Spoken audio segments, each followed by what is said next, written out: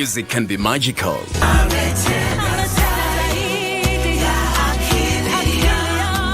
It's the soul for life and gives immense peace to us. It has a powerful therapeutic effect on the human psyche.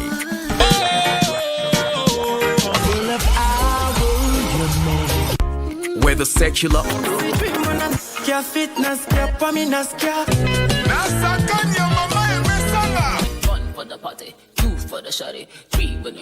or gospel.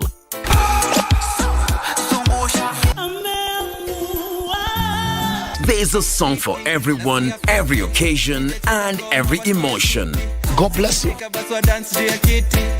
Jah will never leave our bound and wayside. He will never leave I alone.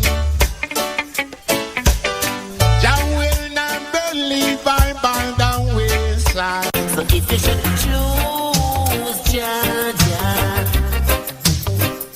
you're serving the Lord, your Creator. The sins of the Father are visited from home in a never-ending circle.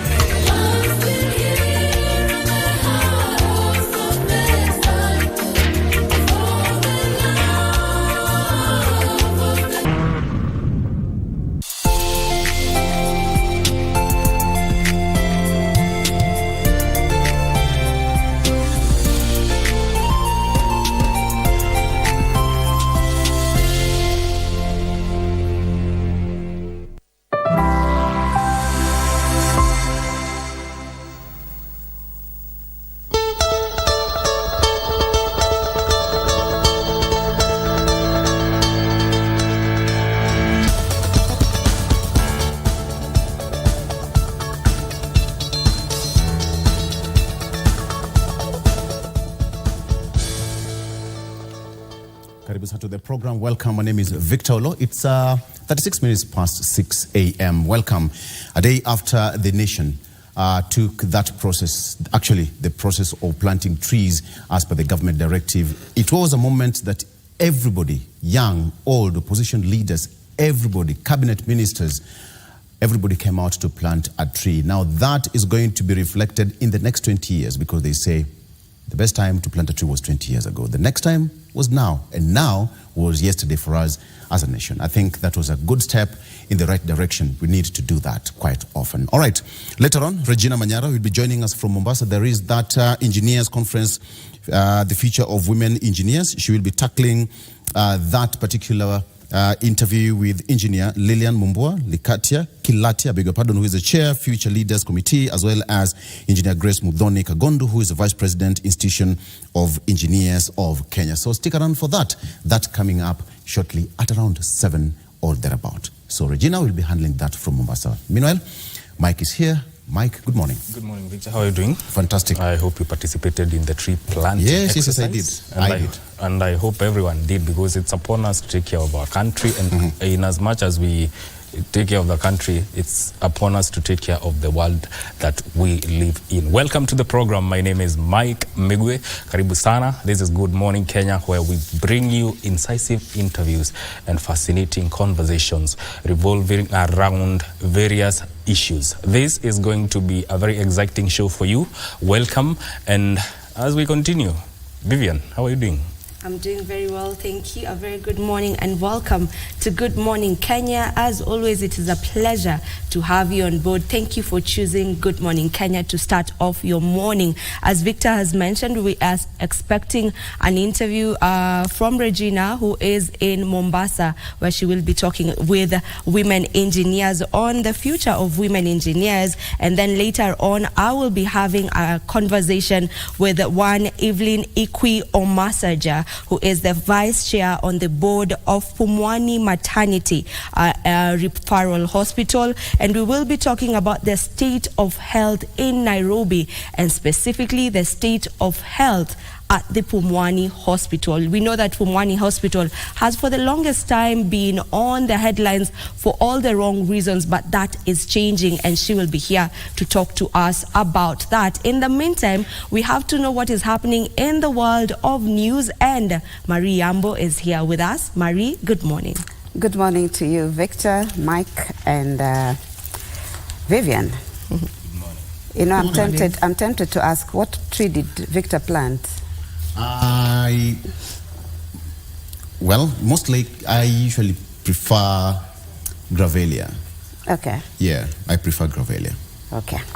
I shall not tell you which tree I planted, but just know that I planted some trees.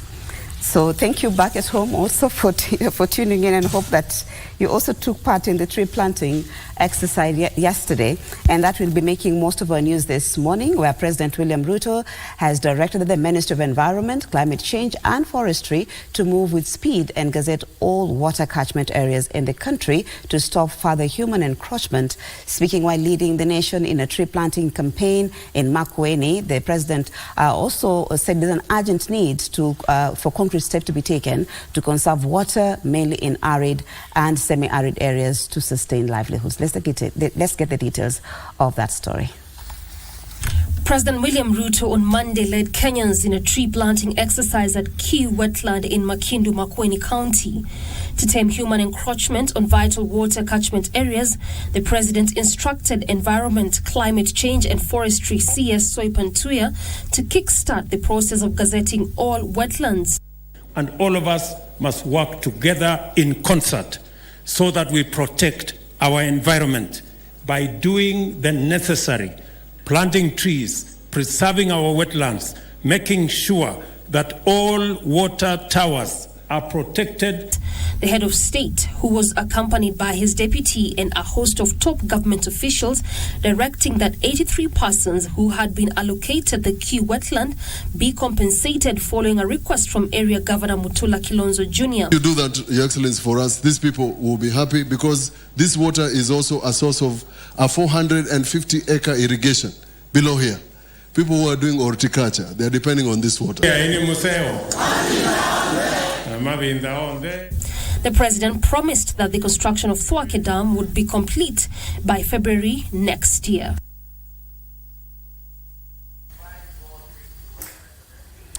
A section of residents in Nairobi County turned out in numbers to participate in the national tree planting exercise. The exercise, which was spearheaded by the head of public service, that is Felix Koskei, saw the planting of some 10,000 trees in different parts of the city. Tilio Marco with the details of this and how a young environmental champion is helping Kenya achieve the desired forest cover in a major way.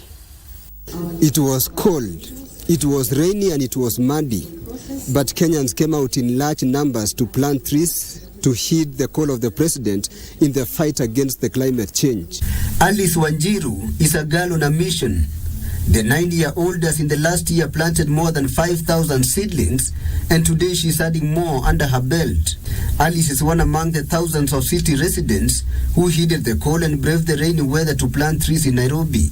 To be an environmentalist and inspire all the kids around the world to plant trees, because we don't have another planet. The head of public service was also out planting trees on Monday.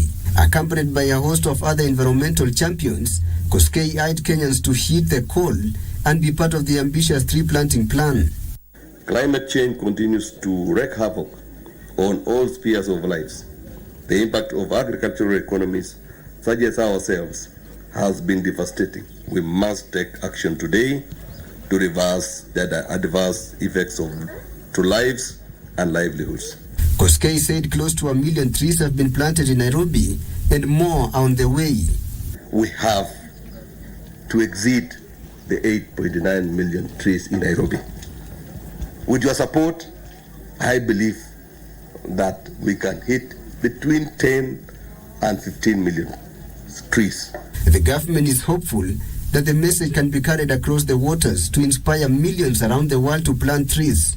Tilio Marco for Prime Edition. Thank you, Tilio Marco. Now, the government continues to warn those abetting illegal logging of dire consequences.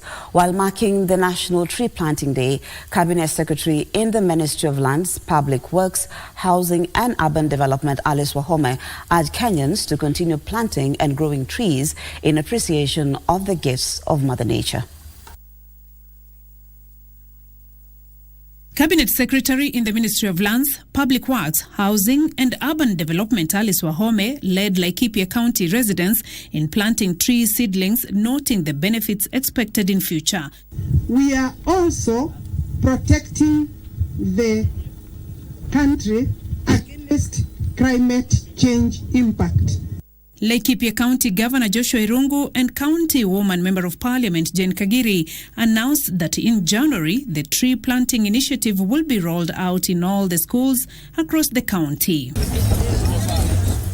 Sanitation and Irrigation Cabinet Secretary Zakaria Njero led a similar tree planting exercise at Nyamwiro Forest in Kiambu County, where 19,000 trees were planted at Githogoyo village. Larry, Member of Parliament Mboro Kahangara, called on the government to fast-track the construction of Bathi Dam to facilitate water supply to residents in the water catchment area. Kuna umuhimu sana sisi kama wananchi kuweza kuwa tunachunga environment yetu.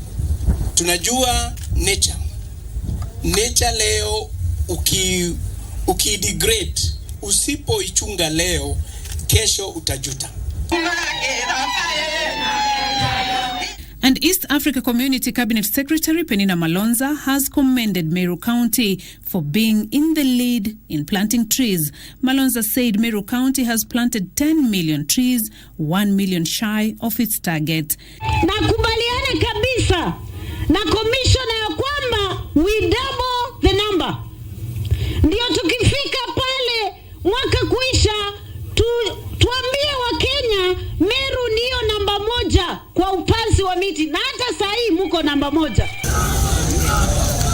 Elsewhere, Principal Secretary, State Department for Industry, Dr. Juma Muhwana, has urged Embu residents to plant more fruit and nut trees as they join the national tree growing effort. Embu Governor Cecily Mbarire said that some 100,000 seedlings have been distributed to be planted in all parts of the county. Miti ni muhimu, vile wamesema. Unaweza panda boma zetu, upande avocado, upande macadamia, upande mambo mengi hizi, ili tuweze kutafuta hiyo, na hiyo itatuletea chakula, itatuletea pesa, na pia itatengeneza environment yetu. Meanwhile, Tharaka Nithi Governor Muthomi Njuki has issued fresh orders aimed at curbing logging of trees for charcoal, asking traders to seek county permits. He spoke at Kathwana Stadium, where Parliamentary Affairs Principal Secretary Aurelia Rono, who represented Prime Cabinet Secretary Musalia Mudavadi, asked Kenyans to heed President William Ruto's call to plant trees. Leo tupande miti. After 10 years, hiyo miti nusu yake ni makaa, na hiyo makaa imeenda kupika Nairobi, ingine imeenda kupika Meru, ingine imeenda kupika utalii na nyuki. Tutakuwa tumefanya kazi ya aina gani? Kuna kazi tumefanya hapo? I have told my Department of Energy na Environment, we must encourage our people to have alternative source of energy.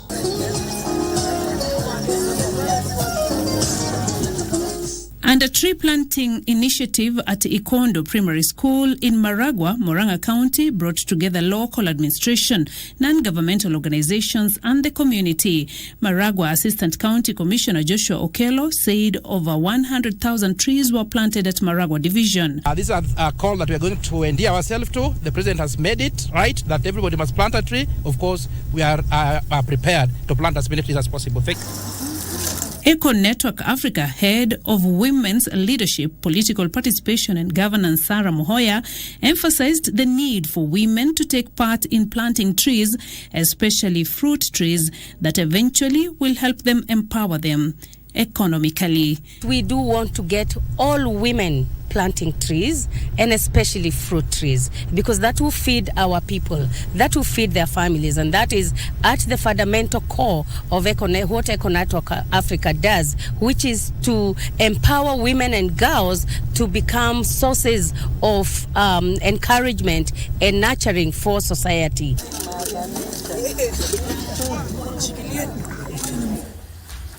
Beatrice Gatonia reporting there. Now, residents in the Rift Valley region turned out in large numbers on Monday to participate in the tree planting exercise.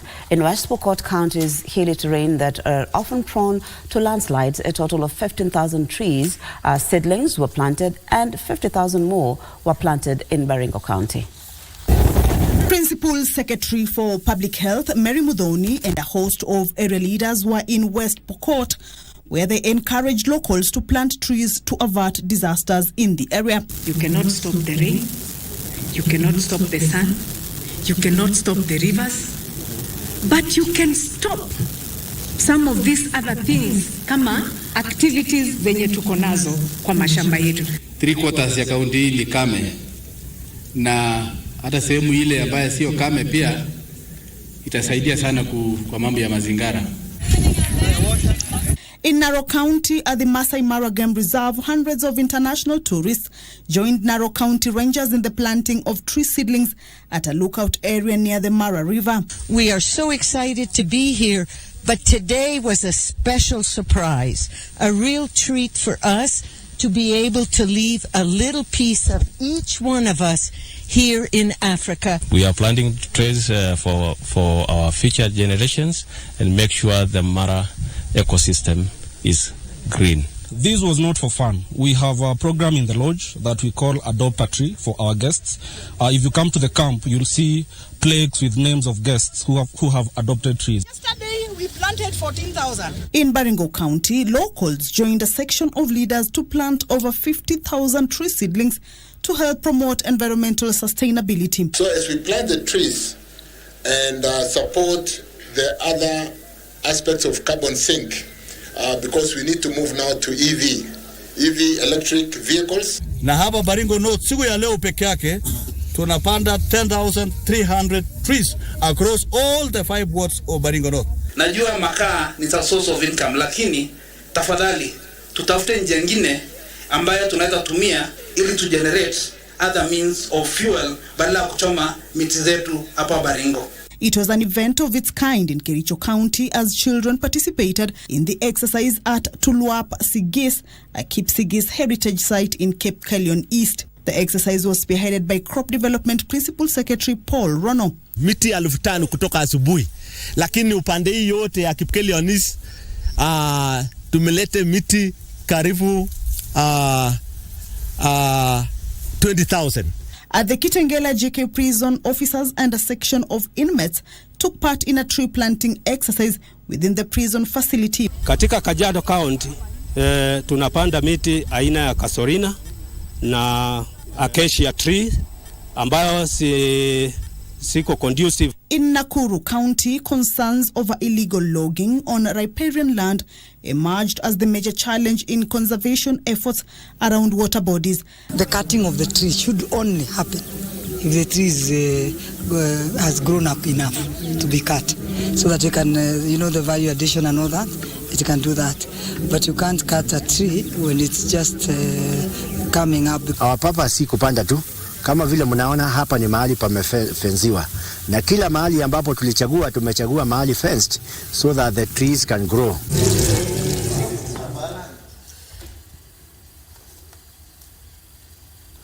Now, over 300,000 mangrove seedlings were planted across the coastal region on Monday as Cabinet Secretary led residents to participate in the National Tree Planting Drive. Over the past 50 years, Kenya is estimated to have lost 50% of its mangrove ecosystem to overexploitation, pollution, as well as diversion of waterways, factors that have contributed to the rapid degradation of the coastal forest. And as Junei Karisa now reports, the government has partnered with conservationists to restore the nearly extinct mangrove ecosystem that is crucial for the survival of marine life as well as curbing carbon emissions. As the tide gave way to dry land across the coastal stretch early Monday morning, mangrove creeks provided the perfect backdrop for those living along the coastal stretch who turned up in their numbers to plant mangrove seedlings. Over-exploitation of the semi-aquatic woody trees, pollution, human encroachment as well as diversion of waterways have contributed to the rapid degradation of the ecosystem that plays a vital role in marine conservation. Tunataka turudishe that lost glory ya zamani kulivyokuwa ili tuweze kupata faida ya wanyama kama samaki, kaa, vile kamba. Along the Chuda Jomvu Creek in Mombasa County, Roads and Transport Cabinet Secretary Kipchumba Murkomen, accompanied by Area Member of Parliament Badi Twalib, led the residents in planting over 30,000 seedlings. Ile kazi tumefanya hapa, tutarudi tena na waheshimiwa na seneta na gavana, tuhakikishe kwamba tumekuja kupanda tena mpaka tumalize sehemu hii na sehemu zingine ambazo zimetengwa tayari kuhakikisha tumepanda miti. Isiwe ni siku ya leo, lakini liwe jambo letu la kawaida. Pale kwa nyumba yako mbele, mti una faida nyingi. Ukiweka mchungwa, ukiweka mnazi, ukiweka mti wa kawaida, utakupa kivuli na wengine pia utakupa chakula. Sensitization is a very good component katika kazi hii. In Kwale County, similar goals were resounded by Gender and Affirmative Action Cabinet Secretary Aisha Jumwa, who was accompanied by her host Governor Fatma Achani. Tunapokata miti ambayo hivi sasa pia ilikuwa inatupea chakula, njaa tunazidi kuiweka sisi wenyewe na kuviharibu vizazi vijavyo. Tutapanga mikakati ya vile ya kukuza hizi miti sisi kama KPA na community hapa, ili tusionekane kuwa unapanda miti 10,000 ukirudi next year unakuta miti 3,000. Kama walivyosema wanataka kufanya mradi wa kamba na kaa, utasaidia sana kama tutaweza kuweka mikoko ili dumu. In Lamu and Tana River counties, Blue Economy Cabinet Secretary Salim Vuria, accompanied by area leaders, reiterated the importance of environment conservation as the communities planted 100,000 seedlings. Huyu mwananchi akiona kwamba anafaidi kwa njia moja au nyingine, itampatia morali ya kuweza kuendelea kupanda miti. In Kilifi County, over 70,000 seedlings were put into the ground as Youth Affairs Principal Secretary Ishmael Maalim led the exercise. Every county exceeds more than 2 times the target it is given, or every ministry exceeds more than the target it is given, like Kilifi, then we are very good. Target yetu kama Kilifi County tumeamua tuende 100,100,000, lakini hapa naambiwa vile jua pia limetufavor tunaenda hata tunafikisha 300,000. A variety of tree species were also planted in Taita Taveta County as the country marked this auspicious day. Juni Karisambele from Mombasa County. Thank you, Jenny. Now, Kenya Broadcasting Corporation planted 15,000 seedlings at the Marania transmission station in Meru County. The exercise is in line with the commemoration of the National Tree Planting Day set aside by the government to accelerate the planting of 15 billion trees by 2030. Staff of the Kenya Broadcasting Corporation, led by Acting Managing Director Samuel Maine, joined the rest of the country in marking the National Tree Planting Day. The team pitched tent at KBC Marania transmission station in Meru County. Here, 15,000 cypress and pine seedlings were planted on the 87-acre piece of land. We are not only planting, we are growing trees. Having planted 15,000 trees, the survival rate must be over 90% for us, because this area lanes throughout. It's a very good fertile area. So with the security of Kenya Forest Service, these trees are going to grow. This exercise that is in line with the 15 billion tree planting target set by the government to help boost the national tree cover. Sentiments echoed by the board chair, Engineer Benjamin Mwangi, who said every Kenyan has a responsibility of protecting the environment for future generations. We have also embraced the famous Chaba system so that we ensure that we do not just plant trees, they actually grow. Go out there, there are so many open spaces in that hotel you love, in that road reserve, plant a tree. For the KBC staff that took part in the exercise, the tree planting holiday could not have come at a better time. We are calling on them to come out and plant more trees, not only for this day that is set as a National Tree Growing Day, but also anytime whenever you get a chance to plant a tree. I'm calling out to younger generations to come out here and plant trees. Kama sisi tutaweza kuwa mstari wa kwanza kupanda miti, tutakuwa tunaweza kuyalinda mazingira, na pia katika vizazi vijazo tutaweza kuhimiza pia, na utapata kana kwamba hatupati madhara mengi kama ukosefu wa mvua kama vile ilivyokuwa imezoewa. With an ambitious 100 million tree seedling target set today by the Ministry of Environment, KBC is taking its part in greening the country and conserving the environment for the future generations. Yusufar reporting for KBC Channel 1 in Meru County. Thank you, Yusufara, for that report. Now let's look at sports, where Harambee Stars tactician, that is Engin Firat, has serious backline injury concerns ahead of the opening of the 2026 World Cup qualifiers against Gabon and Seychelles. Stars will face Gabon on November the 16th in Franceville before taking on Seychelles on November the 20th in Abidjan, Ivory Coast. Reims centre-back Joseph Okumu, AIK left-back Eric Marcelo Ouma, right-back Daniel Anyembe, Collins Isanje are all doubtful only 3 days to the Gabon clash. Dependable winger Ayub Timbe is also injured. Consistency is the only thing that we lack, and we are here to try and improve that, to stay at that level, to compete in a high level, and the result will come in that way. So you guys, we need to support us, be behind us, and this time we are going for it. Firat also revealed there will be a new collapse ahead of the Gabon trip. I have enough boys and I try to put them together that we will be ready. We played Iran, we played Qatar and Russia, and I think many people expect that we will get minimum from 2 of them 5-6, yes? So, but what is more impressive for me is against these 3 teams, we scored 5 goals. Stars will face Gabon on November 16 in Franceville before taking on Seychelles on November 20th in Abidjan, Ivory Coast. The team is set to hold its first training session on Saturday. Kenya has been drawn in Group F of the 2026 FIFA World Cup qualifiers alongside Cote d'Ivoire, Gabon, Gambia, Burundi and Seychelles.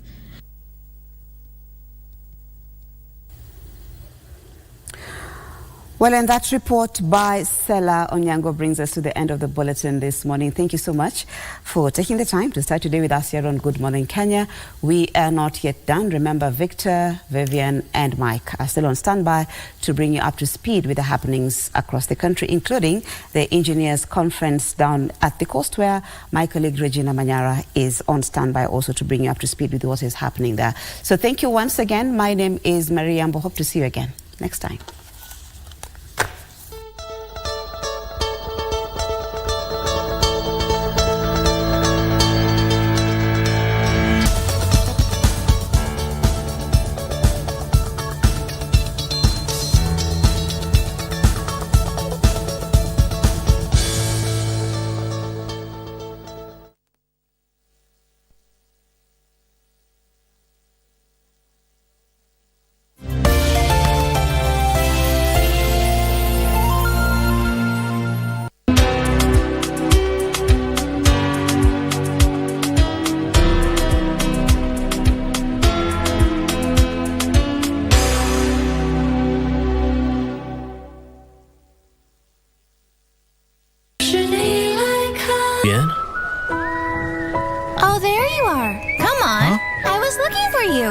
Why did you bring your friends to this restaurant? I mean, the last time I was here, everything was horrible. Oh, hey, wait. I guess that you could say we have a hobby in common. So are we a better match now, huh? Will it be all right with you if I played a piece of a recording for you?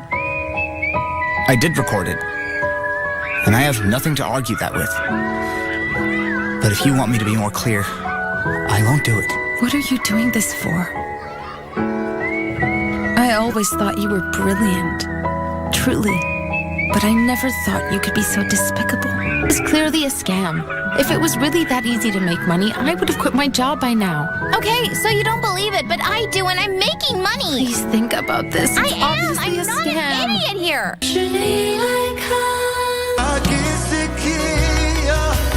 Music can be magical.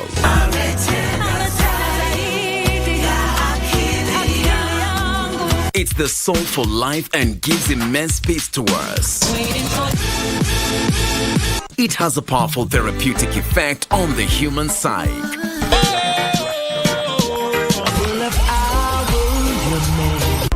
Whether secular for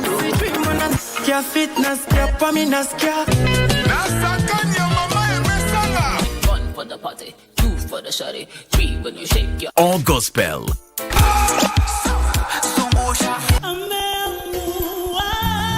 There's a song for everyone, every occasion, and every emotion. God bless you.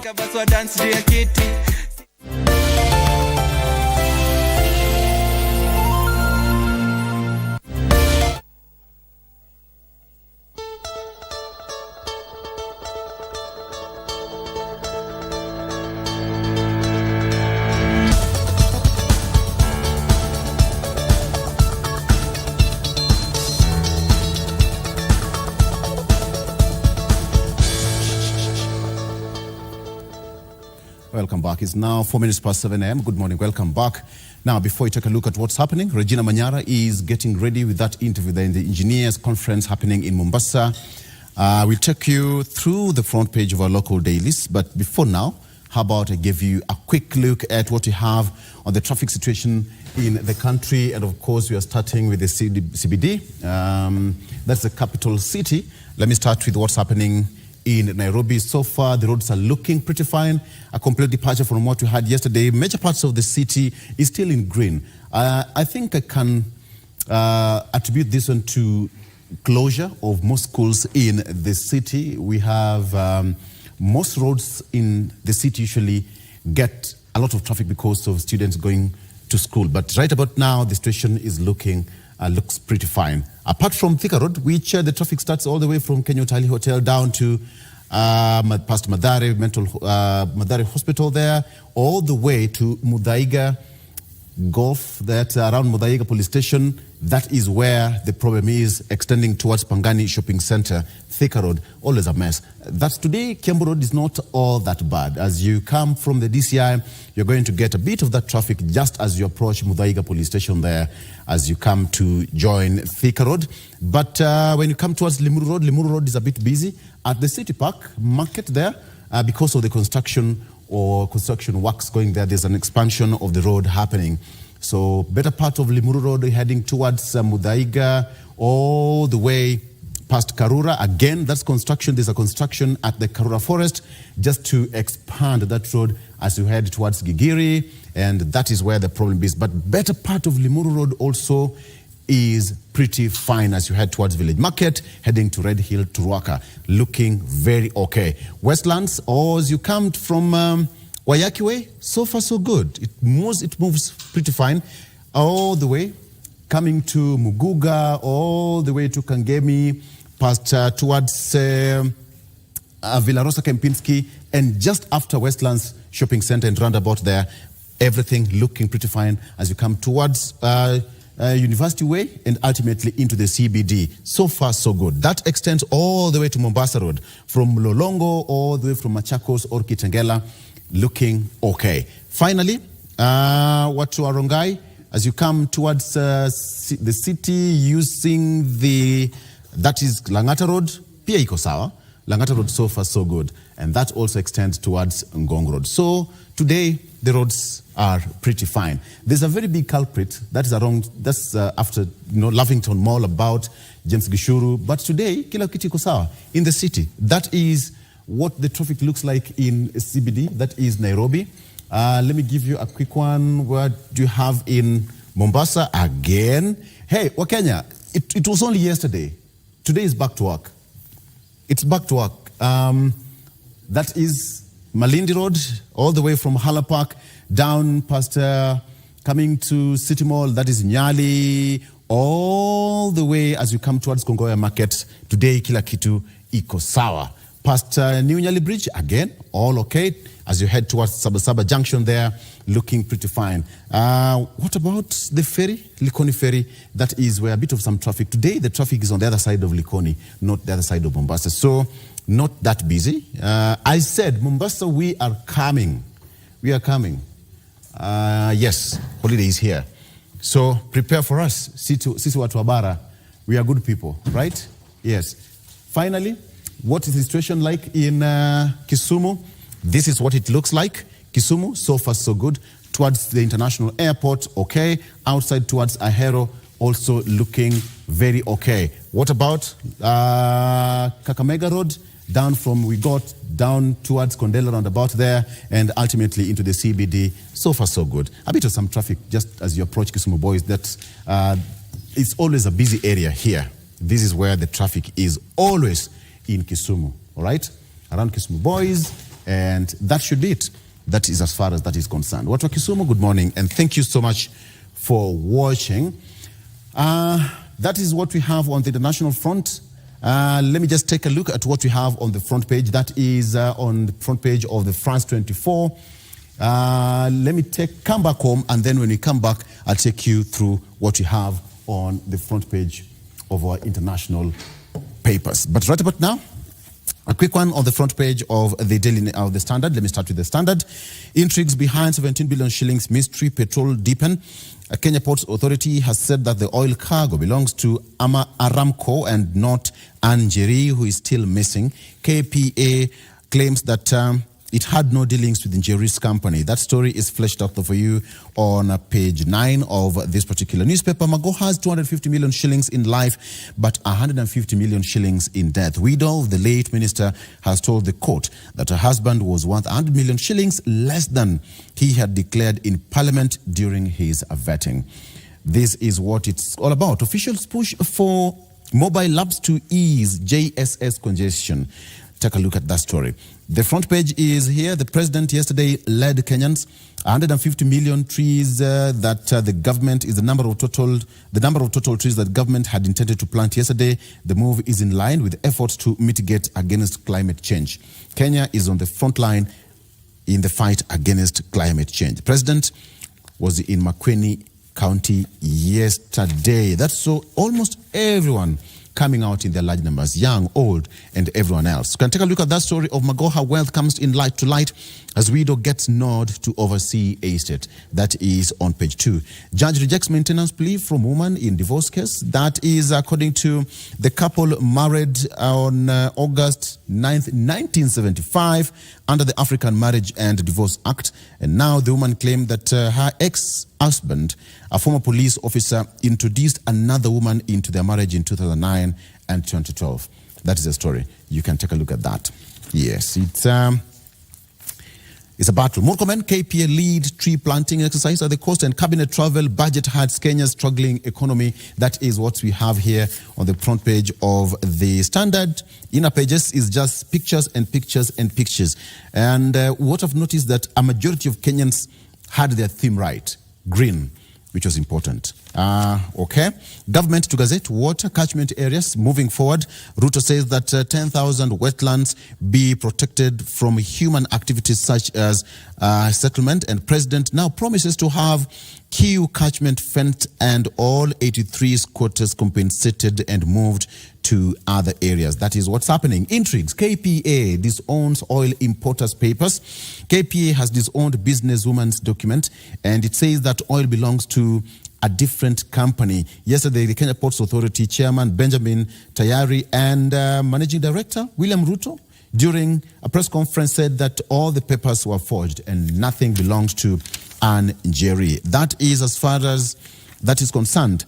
Finally, UDA hopefuls hit with 500,000 shillings legal fees. UDA hopefuls hit with 500,000 shillings legal fees ahead of the party primaries. And finally, Raila moves to stop Ruto's march in ODM Nyanza backyard. He was there yesterday. Orange Party starts carrying out membership registration and grassroots election for party officials.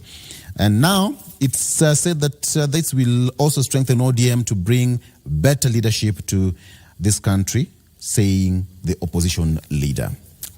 That is on the Standard newspaper.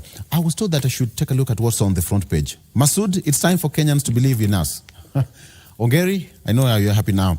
So Kenya will face Gabon and Seychelles in World Cup qualifiers this week. That's a mouth-watering match. And Masood ready to put team first ahead of the World Cup qualifiers. Let me go. I think this is important. Let me just get you the Harambee Stars provisional squad.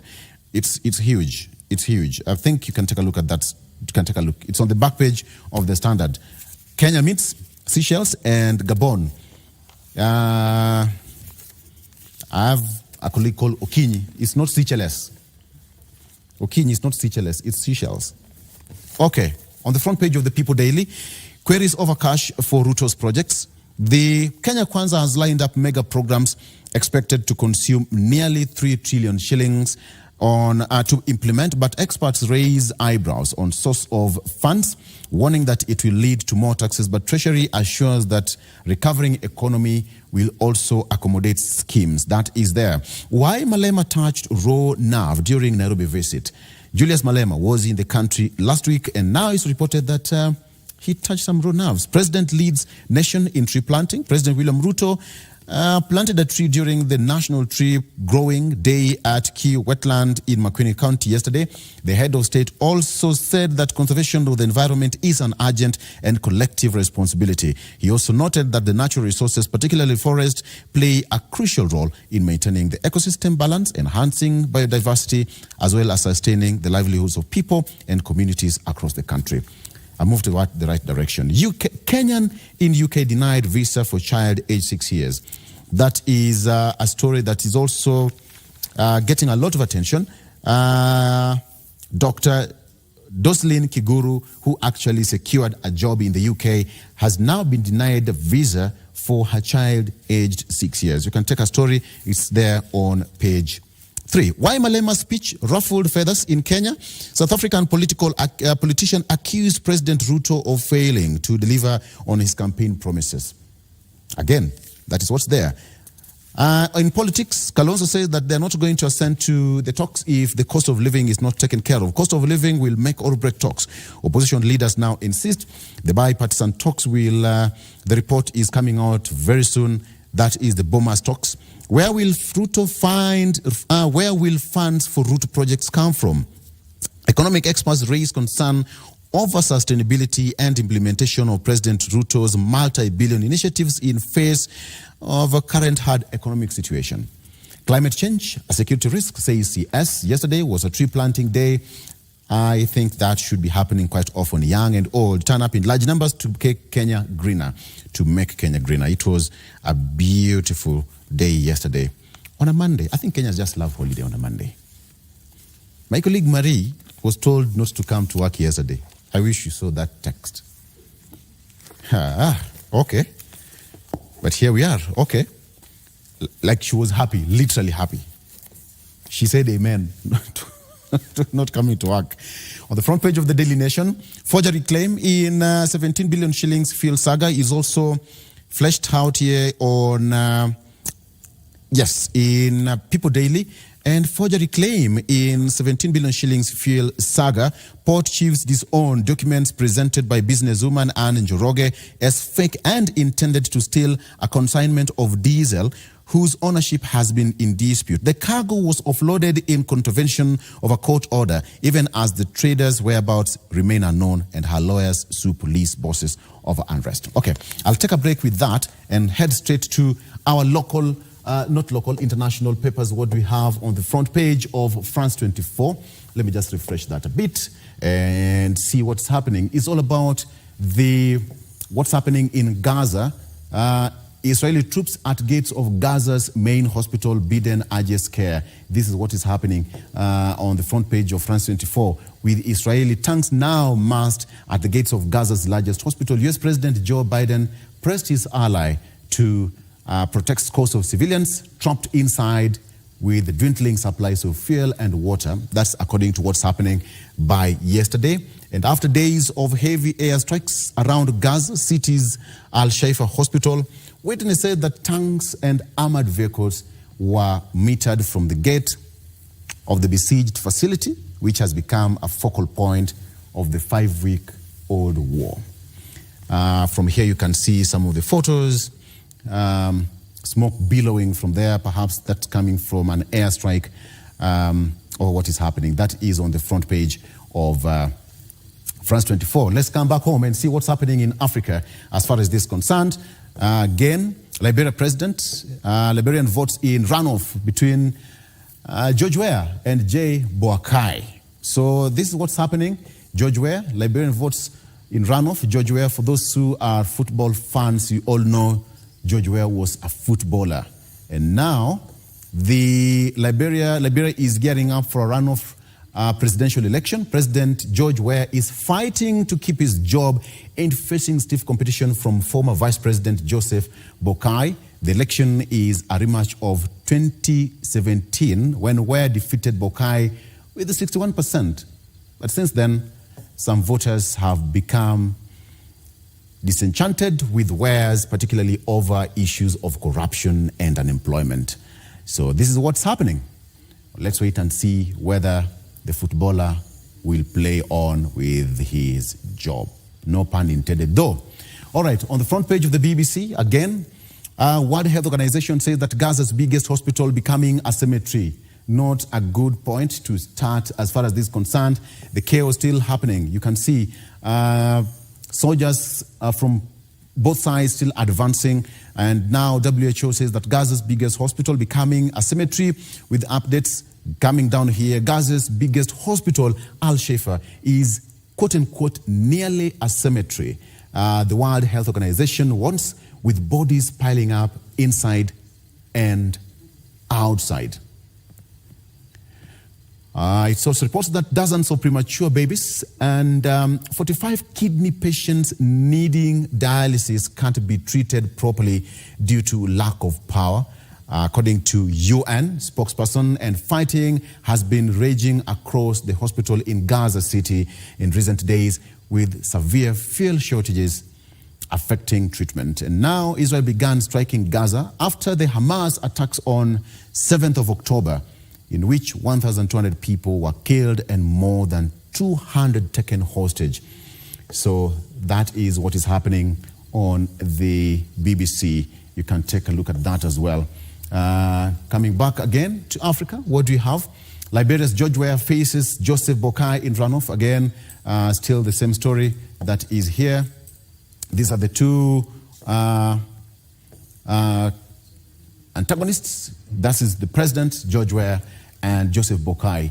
And now George Weah is facing presidential runoff. It's not so easy there in Liberia. And Liberians are set to go to the polls for a runoff presidential election after the two leading candidates were separated by just over 7,000 votes in the first round a month ago.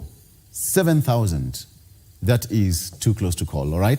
Last year, the gap between us was 200,000, but this one is 7,000 votes. Must be painful, I would imagine. So they are now choosing between incumbent and one-time football star George Weah and former Vice President Joseph Boakai. The president narrowly won the first round but failed to get more than 50% of the vote, triggering the runoff. They also have that rule, 50% plus one, so it to get more than 50%. That is it. Voting in October was fraught with allegations of fraud and violence. So the Election Commission said that 9 of its temporary staff had been arrested over alleged ballot tampering. And now the UN has also reported that there were some clashes between supporters of rival opposing opposition parties. This is the fourth presidential election since the end more than 20 years ago of Liberia's civil war, in which 250,000 people died. It will be interesting to see how that will happen. So according to the BBC, Mr. Weah got 43.8% of the vote in the first round. George Weah got 43.8%. That is 7% less than the 50% that is needed constitutionally. And Mr. Boakai, also 78 years old, got 43.4%. George Weah got 43.8%, and his opponent, Boakai, who is now 78 years old, got 43.4%. And both have been trying to rebuild or build political alliances with the 18 other candidates who ran in the first round. None of them received more than 3% of the vote. That is the remaining 18 candidates. None of them received 3%. So Mr. Boakai, who served as the vice president to Ellen Johnson Sirleaf, Africa's first elected female president, has secured the endorsement of the 3 of the 4 best performing candidates, according to the Reuters. And now that is that. We'll be taking a look at what is there. That story was just updated an hour ago on the BBC. All right, so that is as far as that is concerned. We'll take a look coming back. That's on the front page of the the BBC. Let's come back home and see what's happening. Thank you so much for that. So, continuing with the Daily Nation, top players jostle for upcoming JSC vacancy. The daggers have now been drawn and the stage set for what promises to be a bruising campaign to elect the Law Society of Kenya male representative at the Judicial Service Commission. While the election is about 6 days away, lobbying and canvassing is in top gear, with regional caucuses retreating to devise how best to approach the election. They only need one person to represent the society at the JSC. That's the Judicial Service Commission. Exams Council issues a lot of fake KCSE test papers being sold online. That hasn't been happening for some time, but the government said that they're going to spare no one. Senior state officials, governors also lead tree planting across the country.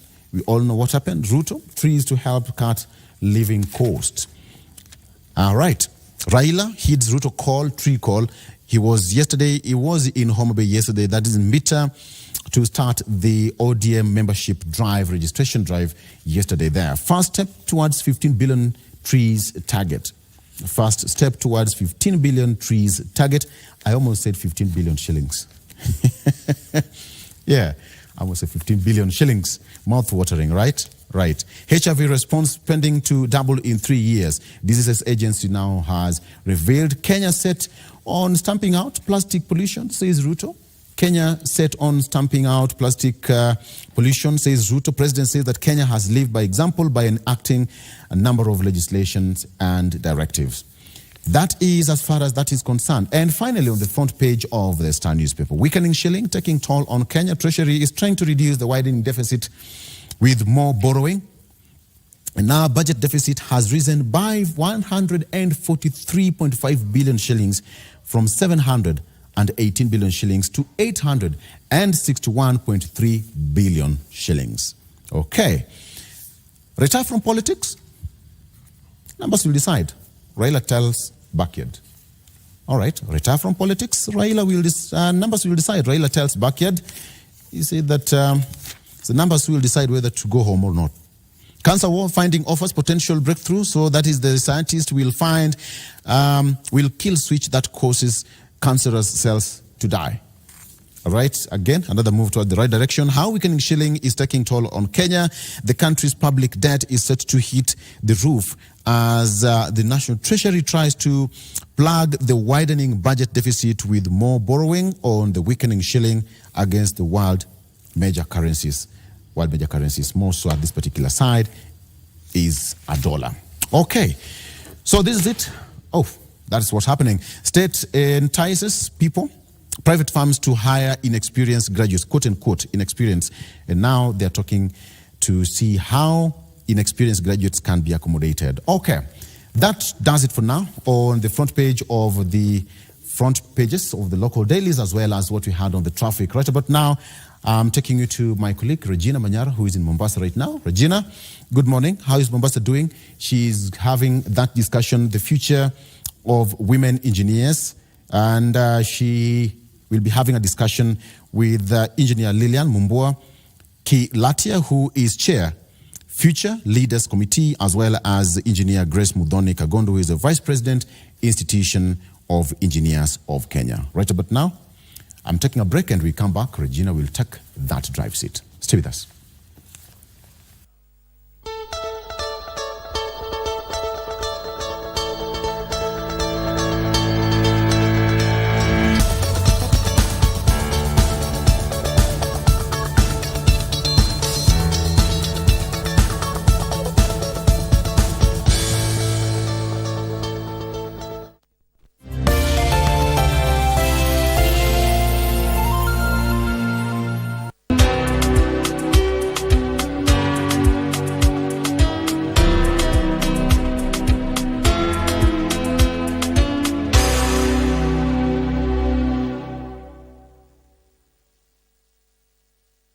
Most amazing man.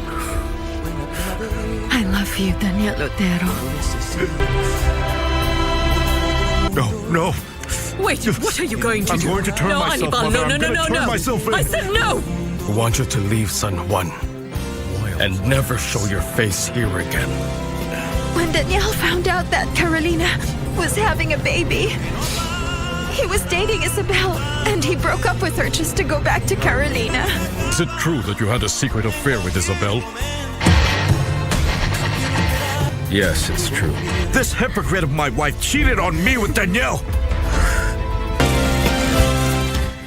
Jah will never leave our bound down wayside. He will never leave I alone.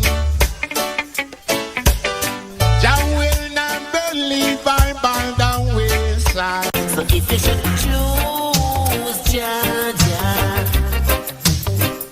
you serve the Lord your Creator.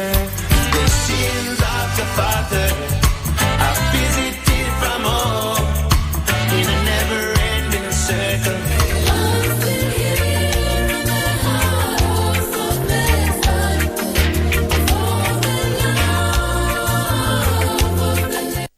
Abantu ba Mintombo Yamole. Your favorite Ekegusi station, Minto FM, is now at your doorstep. Enjoy the hottest Kisi music, informative and entertaining shows, and relax.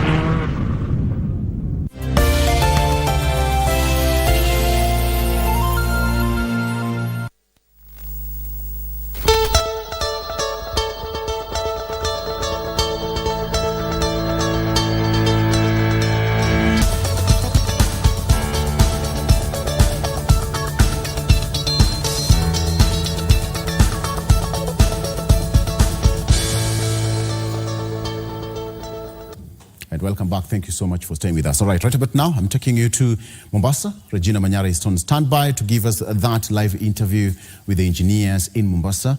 Regina, if you can hear me, good morning and good to see you. It must be a very interesting discussion that you're just about to have. But let me ask you this question. What is the future of women engineers in Kenya? As you take it away, Regina.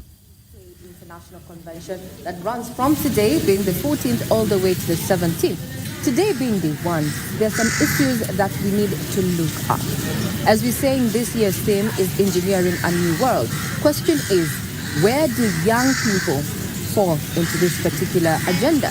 And where are women engineers in also this particular conversation?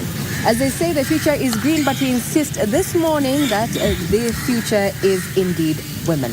And in not too long, we're going to be putting those two issues into perspective as we unpack what you intend to see featured and conversations around. This is about leadership, especially where the youth are concerned, as well as women's role in as far as the engineering profession is concerned. Not to belabor the point, I'm joined by none other than the Vice President of the Institution of Engineers of Kenya. That is none other than Engineer Grace Kagondi. Thank you, ma'am, for your time.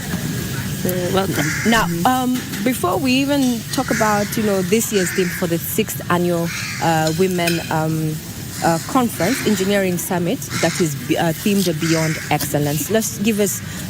Those who do not understand what IEK is all about, give us a brief. Okay. Thank you very much, and I'm so glad to be here this morning. I'm actually very excited because today is the first day of the IEK International Convention that is starting today. So the Institution of Engineers of Kenya, which we now call IEK, so that's the abbreviation, is a welfare body for engineers.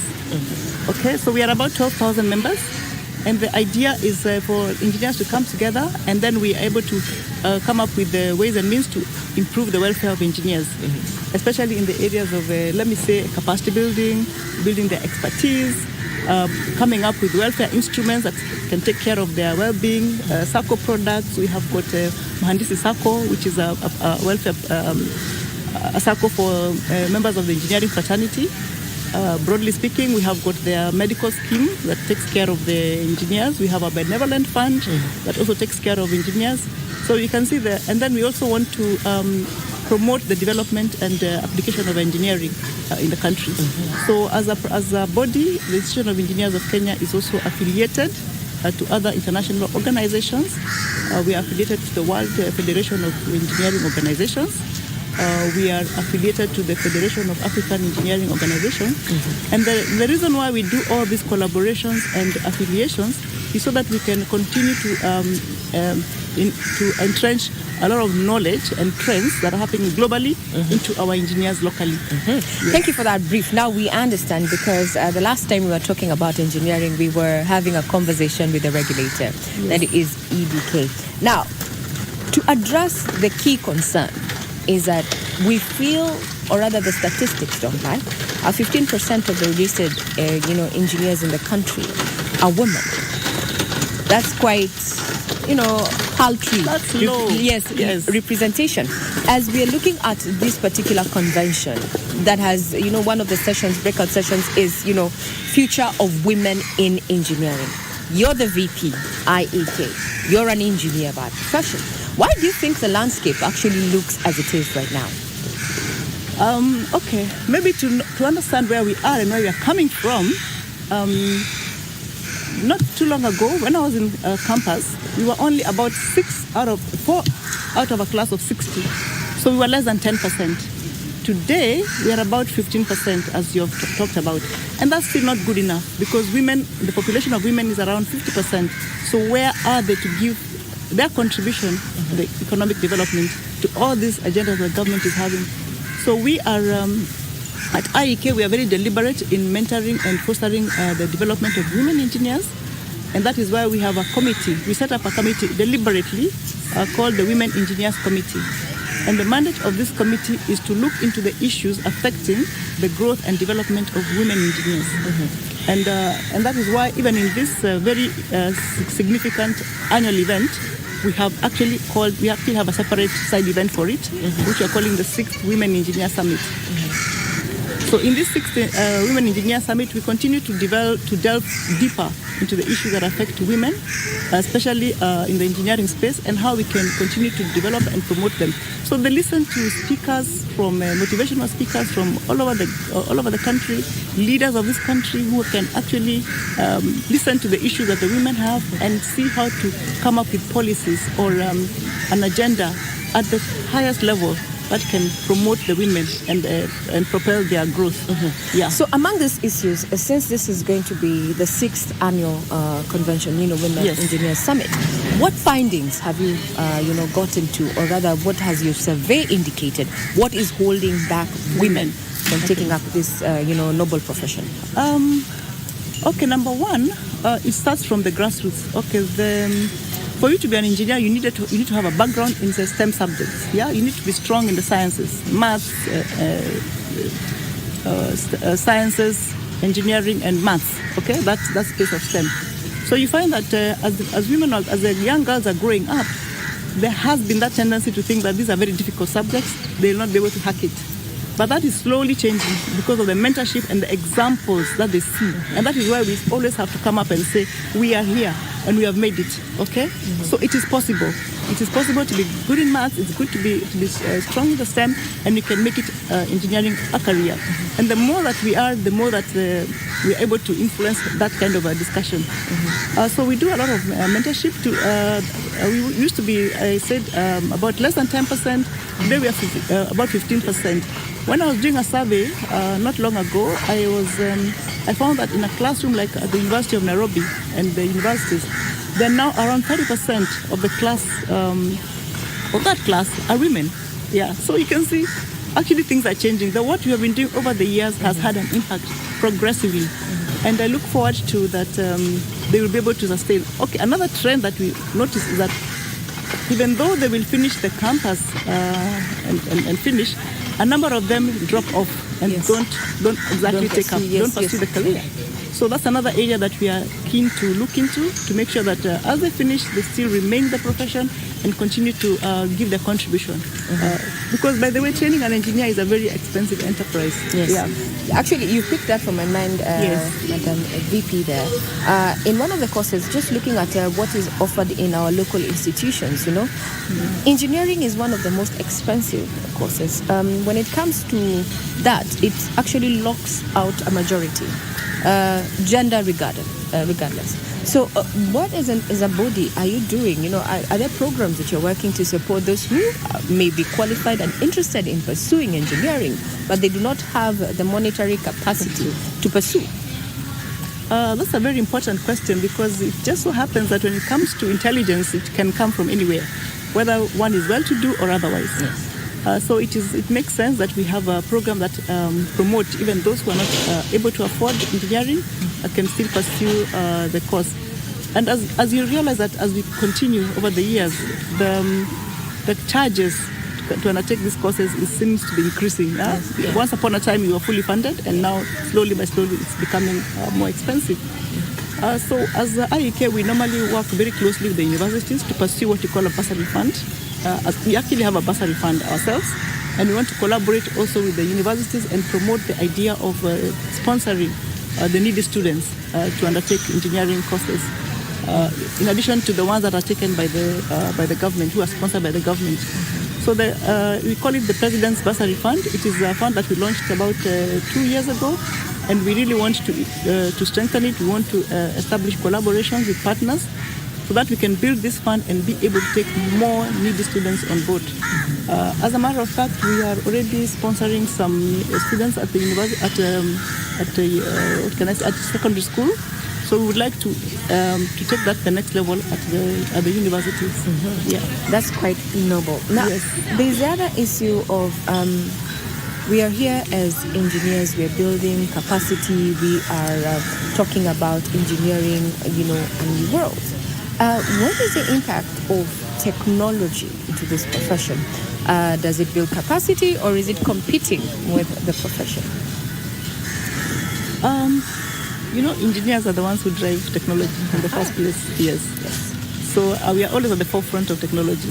So any new innovations, we are the ones who have created it. And so now the issue is, how do we then implement those innovations and make them use at a broader base? So what we are doing at the Institution of Engineers of Kenya is to make sure that we continue to do what we call capacity building, so that our members become also digital savvy in terms of the software engineering. There's a lot of software engineering packages available. Not all of them have access to these packages because they are also expensive. So we try to facilitate the training for our members so that they can benefit from that technology. And with technology, you realize that now doing designs, undertaking designs, can be done much faster, more efficiently, more accurately. You get better results and a higher quality kind of designs. So it's very, very important that as engineers we actually tap into that particular space of the digital transformation space, as we call it. So technology is just going to show up more capacity within the engineering space. Now, we've also had a change in our institutions of learning. We've adapted a new system of education. Now we're doing CBC. As an engineer and the person who sits in this particular body where you support members, what do you think in terms of this change of education system? Is it going to work well? Now we're going to know who are going to be pursuing the sciences, who are going to be pursuing the art. Has it made it clearer, which path a child would be taking? And are we ready to tap into that too? I think that it's a good thing that we're able to distinguish those who are aligned to the sciences and those who are aligned to the artists as early as possible, so that we can start creating that curiosity. Engineering is curiosity. What makes this thing work? How can I make it better? Why does it work like this? Can I make it, suppose it works for this group, can it work for this other group? So it's about being very inquisitive. So that is why we say that it's good for us to nurture the young ones, so that they can identify their potential in that space, that curiosity, innovative space. And then we develop that at the universities. Remember, at the universities also, we also want them to be aware about global issues. We're talking about the SDGs, In my days, we were talking about just the local theoretical engineering. Today, we want them to be aware of the issues affecting the engineering profession globally. We have got climate change issues that come on board. We are talking about environmental impact. We are talking about, we have seen the population, urbanization, rapid urbanization. Urbanization puts a lot of pressure on a space, like you have to provide housing. You have to provide the security. You have to provide water, clean water, sanitation, electricity, energy. These are things that are that speak to the real issues, and it's well that they start getting aware of them as early as possible. So it's good to know from the nascent who is pursuing what, where, and who show up capacity. Now, in closing, Madam Vice President, let's just give us an overview and the expectations that you have of the 6th Engineering Summit. As you said, it also has a committee that has been focusing, looking at why we're not having as many women take up the engineering profession, and given that this year's theme is Beyond Excellence and Future of Women in Engineering.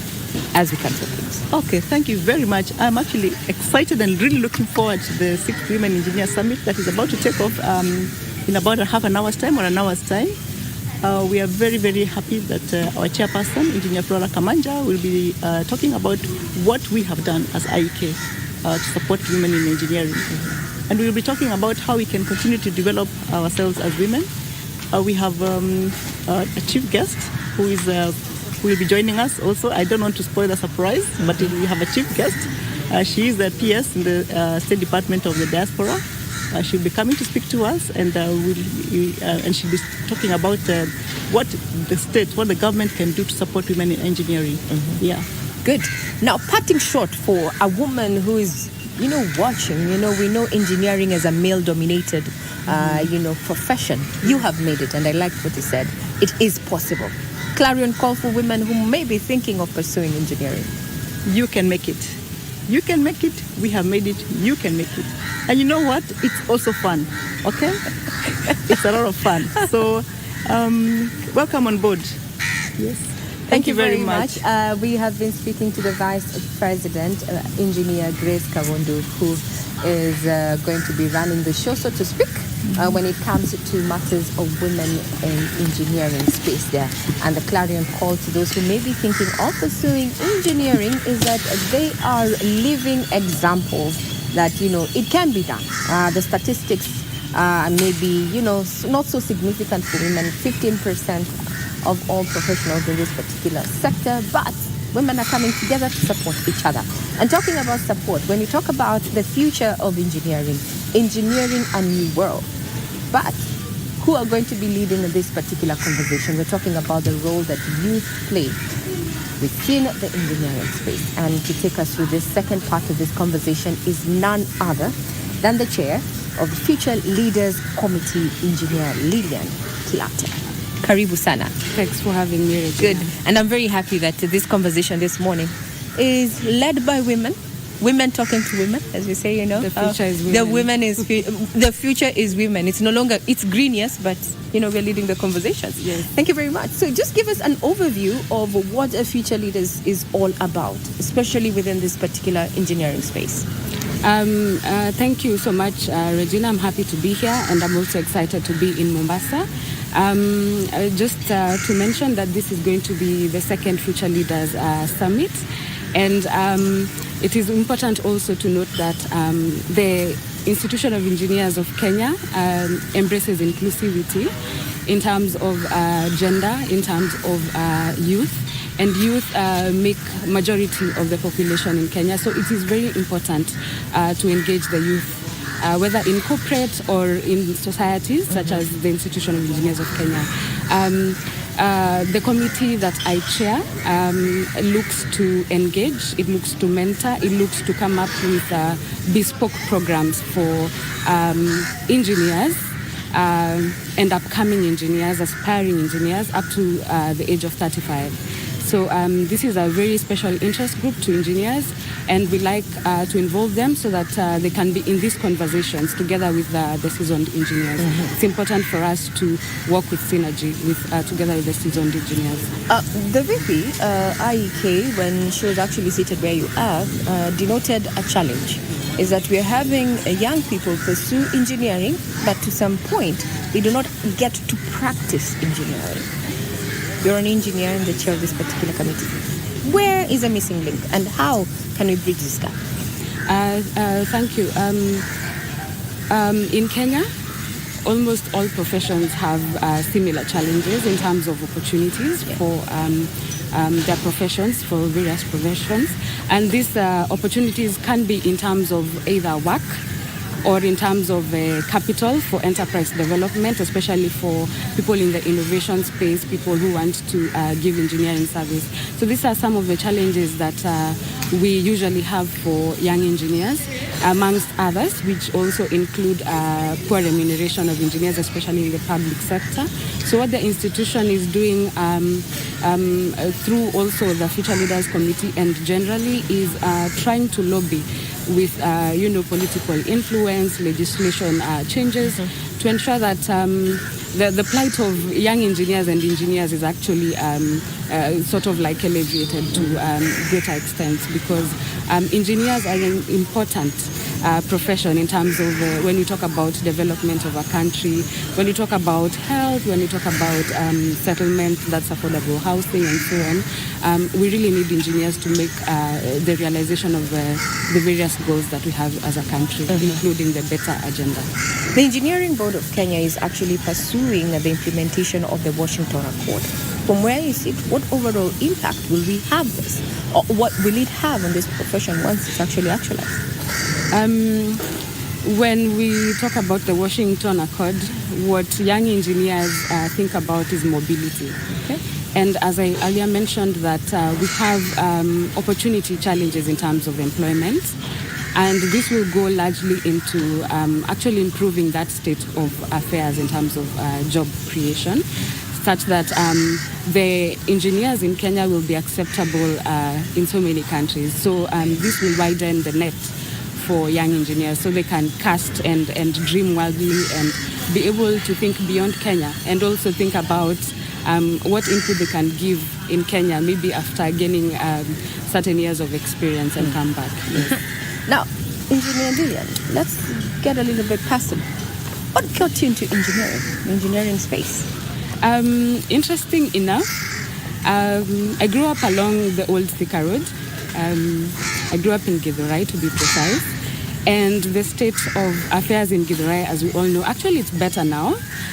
Back in the late 90s and early 2000s, the situation wasn't so good.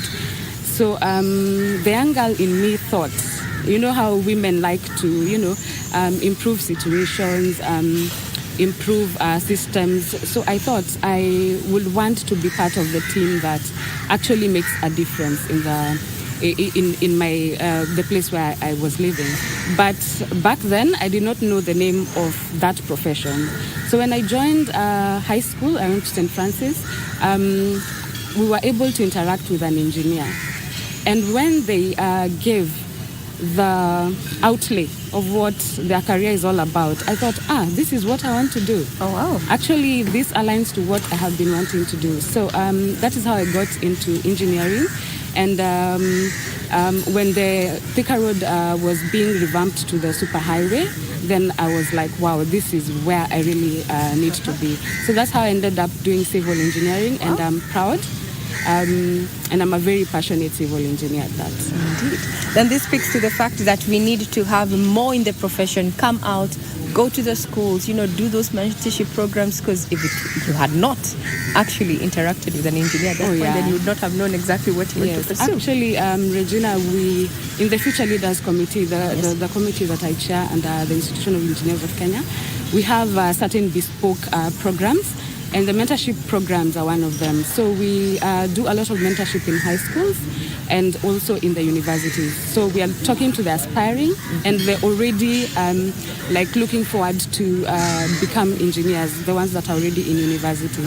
So we are helping to convert and also to retain. Convert and retain. Yes. So from where you sit as a chair of Future Leaders, today is going to be quite a day. You're going to be having sessions. Those who are going to be attending the sessions, what do you want them to look out for? And also as chair, what are the main objectives of this particular session? Wow. I don't know where to start. I think I could spend a whole day discussing about future leaders. I'm quite passionate. Last year, our theme was back to basics. It was majorly young and upcoming engineers presenting what they are actually doing to make a difference in terms of what has been done there before. But this year, we're looking at it a bit differently. We want to hear from the ones who've made it and also target a bit younger presenters so that we can be able to interact, they can be able to give insights, and we can be able to gain new knowledge in terms of aspects such as entrepreneurship. Actually, just to mention, we have Honorable Vincent Kawaya as the chief guest. He's an engineering, he's an electrical engineer by profession, by training, and he's also a leader, a third-term member of parliament. So this is an important guest to the young engineers to be able to touch on leadership and entrepreneurship. Also, we're going to look at aspects of capacity building and career progression generally in the private sector, public sector, and non-governmental organizations.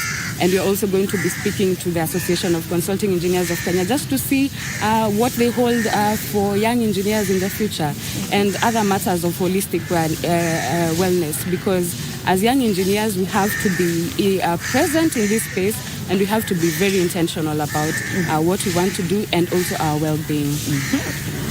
Well, there you go. In the event that you have not made your way here to Mombasa for this particular convention, that is the 30th IEK International Convention that is running from today all the way to the 17th on day one. These two areas are going to be discussed. The 6th Women Engineer Summit that is themed Beyond Excellence, Future of Women in Engineering. And as we've heard from the Vice President, Engineer Grace Kahondi, is that the future looks very promising for women, and women have to work with each other. Those who've already made it then need to go back and, do provide mentorship and, support to those women who are looking to pursue this particular profession, and also work on policies that are going to encourage other women to participate in this. And also day 2, happening concurrently, is the second Future Leaders Summit and Expo that is themed Future Leaders Fostering Positive Impact. The youth have a role to play and they have to be included in the conversations. But now when it comes to engineering, they do not want to just participate in the conversations. They want to be intentional about being part of creating solutions. And that is what engineering is all about. That's just about it this morning, being day 1. We're going to be keeping tabs on what is going to be happening in this particular convention. And as expected tomorrow, we are expecting the Deputy President, that is Brigad Bigashagwa, to come open, or rather officially launch this particular conference. And indeed, we're likely to see a lot of government, presence in the next 3 days or so. KBC Channel 1 is going to be keeping tabs on that as the official broadcast partner. I'm Regina Mayera, now handing you back to Broadcasting House.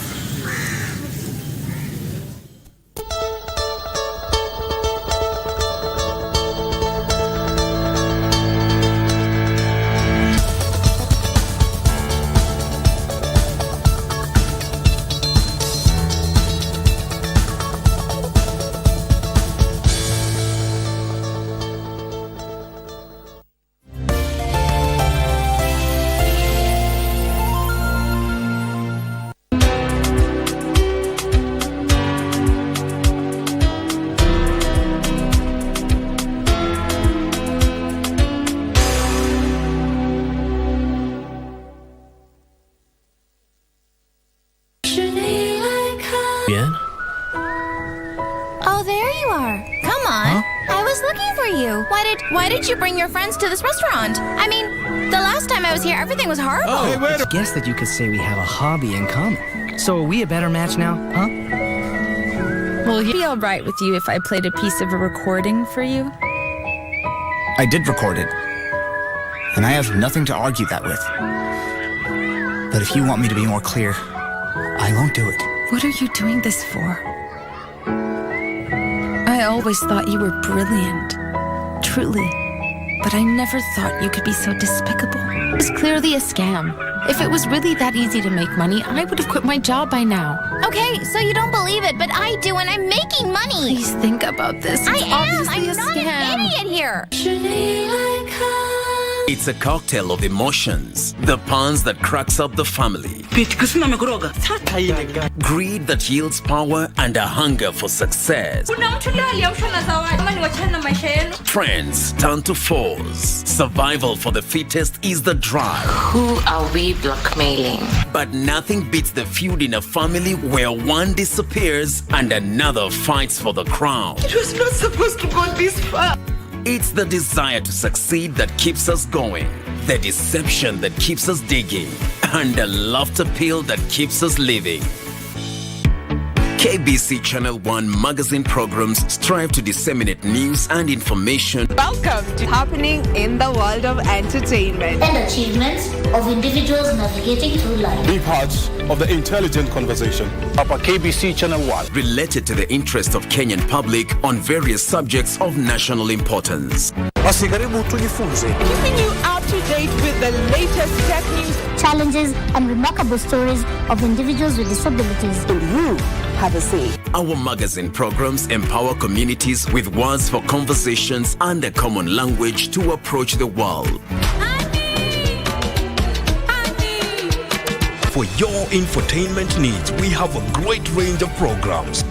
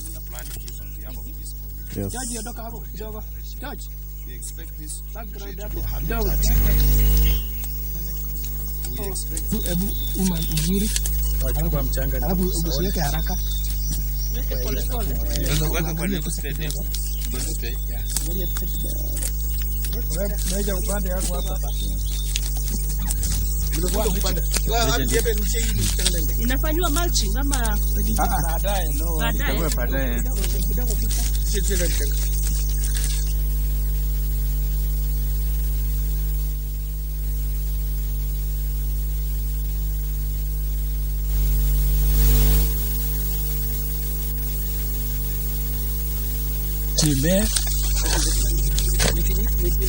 For the good of our environment, the wildlife. So at least Simba sana you have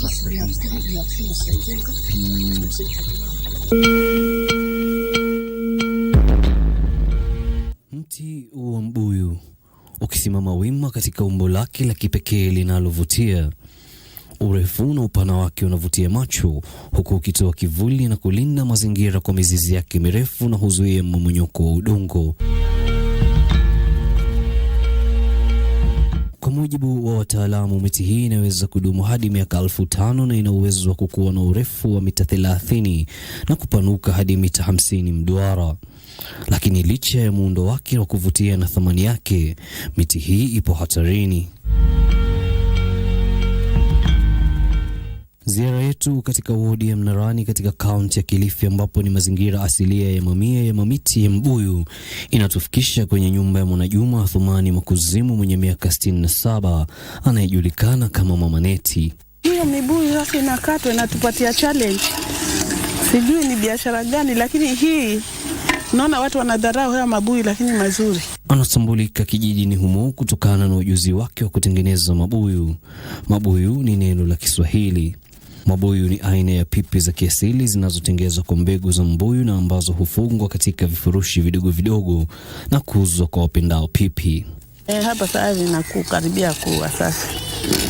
Hii sukari kwa sababu nimeweka maji sasa, huwa nataka itokote kidogo, kwa sababu ikitokota sana inashika. Ikishika wakati ukiweka mabuyu yanakuwa magumu, lakini haitokoti sana, kidogo tu hivi alafu naweka ndio inakuwa soft. Biashara yake ya mabuyu hata hivyo imo hatarini. Mibuyu inalengwa na wafanyi biashara wanayoiuza ili kujipatia faida.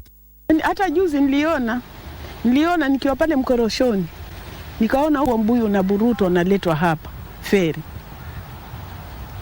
Sasa naona wanatupunguzia kazi, lakini si sawa. Kwa sababu hii mibuyu yenyewe mwanzo kiasifikia hapo huwa iko na muda mrefu. Faida ambayo wenyeji hawanufaiki kwa vyovyote vile. Gunia alikuwa kwa tunanunua 500. Hii bandali unauziwa 300. Sasa hivi hii bandali ni 700. Tena haijatengenezwa. Tunaondoka hapa na kuelekea kwenye shamba lingine. Njiani tunakutana na meli inayosafirisha miti ya mibuyu. Juhudi zetu za kutaka kuwahoji wanaosafirisha miti hiyo ya thamani zikaambulia patupu. Hakuna yule aliyekuwa tayari kutoa maoni. Tuliendelea na safari yetu. Baada ya muda mfupi tulikutana na miti hii ya mibuyu ambayo ilikuwa imekatwa. Miti hii ilikuwa kwenye shamba la mzee Katana Mwadziro mwenye umri wa miaka 70. Tulimuuliza kwa nini aliamua kukata miti hiyo ya mibuyu.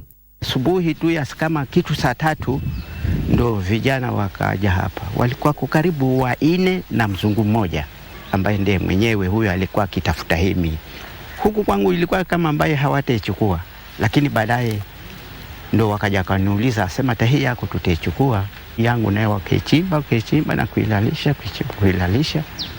Wakaja na yule mtaalamu wa ile miti akaizunguka huyo mzungu mwingine, ndo akaambia hii miti tutamlipa huyu mzee, lakini hatuwezi kuibeba maana imepitwa na wakati, imeumia sana kulingana na vile imeketi ule muda. Na kwa manufaa gani? Wajua pesa ni shetani. Tulikuwa kama tumefahamiwa ghafla. Ilipokuja hiyo msema kuwa tutataka hii miti tununue, utanunua pesa gapi? Pesa hii, ile pesa ulioambiwa ni pesa ambayo utahujawahi kuishika kwa siku nyingi, waona ni pesa. Sasa hiyo ilikuwa kwa ghafla. Wao waliniambia kwa hii yako ni sezi ndogo, tutakupatia shilingi 30,000. Ni taswira sawia kwa Patrick Maguza Kai. Kwanza walikuja homa agent, baadaye sasa wajua kuna utapeli ambao ulikuwa unaendelea, kwa sababu yule mwenyewe wajua uzuri angekuja yule mwenyewe. Kwa upande wake alipokea shilingi 100,000 kutokana na mauzo ya miti yake, tofauti na mzee Katana ambaye alipata shilingi 30,000 pekee. Walituadaa kwa sababu wajua walikuja na lugha tamu kwanza. Sio wao mwenyewe lakini yule agent, kwa sababu kama alikuja natuambia kama hii price. Okay, baada ya muda tulikuwa kama tumemwambia kama 250,000, yeye akatupatia 100,000. Wanasema kwamba walitaka kuondoa miti hiyo kwa lengo la kupanda mimea mingine, lakini je, wanafahamu thamani ya miti hiyo au athari zake kwa mazingira? Kwa kusema kweli sisi wenyeji wa huku hatuioni faida. Maanake faida yake ni za mabuyu, na kutakuja vijana kwambie na yataka haya mabuyu. Haya ukiyashukisha utanipa pesa ngapi? Nitakupatia kama 100 hivi.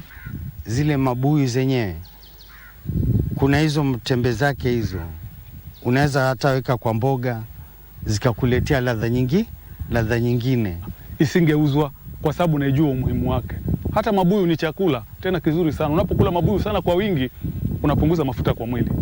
Kwa hivyo mimi as an individual singeruhusu mabuyu ikatwe. Tunamtembelea mzee wa jamii ya Giriama anayetusimulia historia ya kitamaduni ya miti hii. Ni muhimu Zimbabwe. Miti hii ni muhimu, haifai kukatwa kwani inaleta baraka. Unaweza kutoa dua zako chini ya miti hii na Mungu atakusikia. Mulungu naye anakupa. Anasema kwamba kulingana na tamaduni mtu anatakiwa kushauriana na wazee kabla ya kukata miti hiyo ya mibuyu. Mababu zetu walisalia miungu akizunguka mibuyu. Nguvu zake ni baraka kwetu.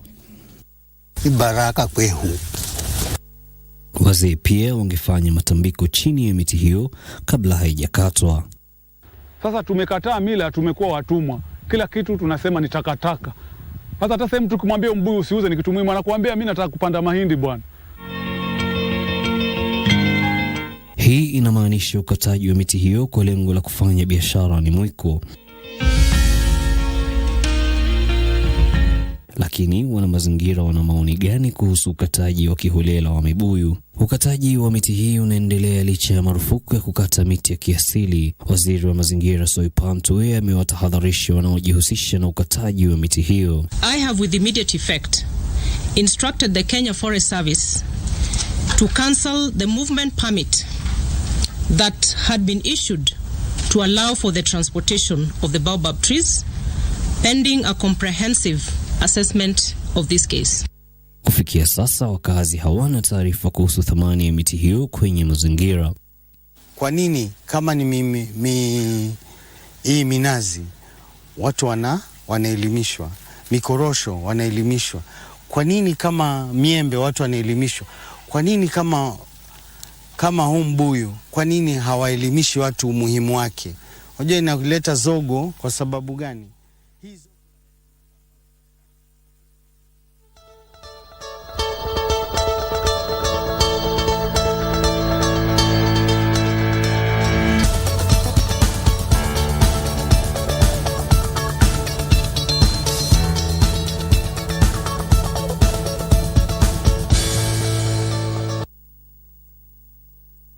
Naam, shukrani sana wenzangu upande wa pili wa televisheni na vile vile upande wa pili wa studio za Radio Taifa, Cynthia Nyango, kwa kuweza kunipisha katika gumzo pevu asubuhi ya leo.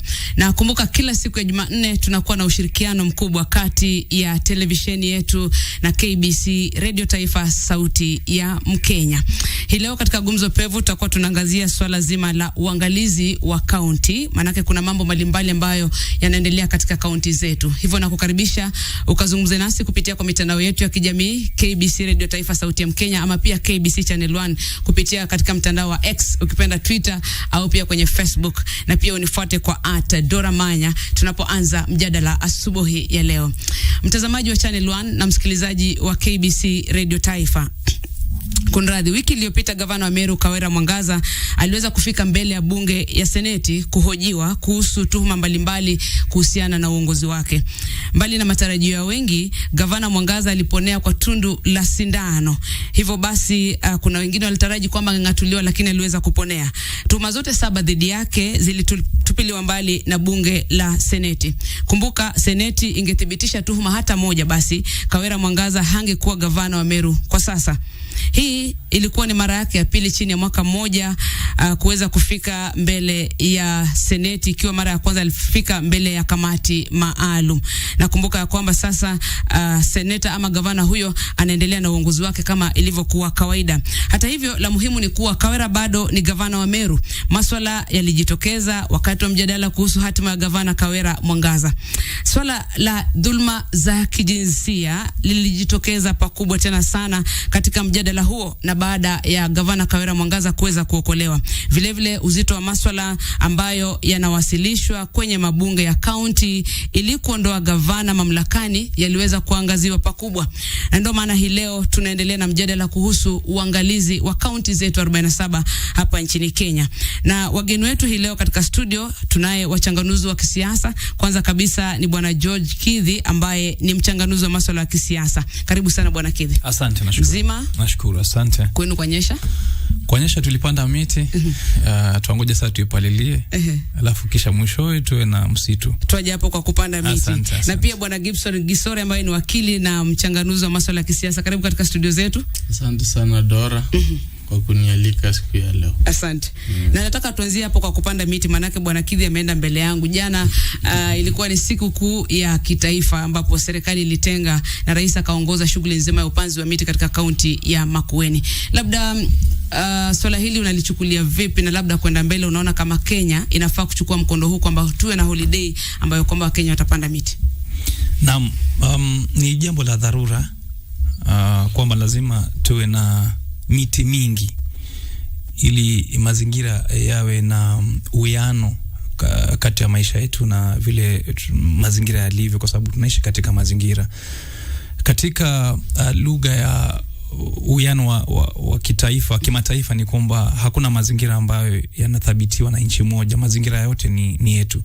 Kwa hivyo zile shida ambazo Waingereza na nchi zingine wanapata, hususan kwa mambo ya mazingira, ambao kuna maafa ambao kila baada ya miezi tunapata maafa kwa sababu ya mazingira ambayo hayana uwiano na maisha yetu ya kawaida, kwa sababu ya hali ya uchumi yetu ya kawaida, kutafuta kuweka viwanda na kuharibu mazingira.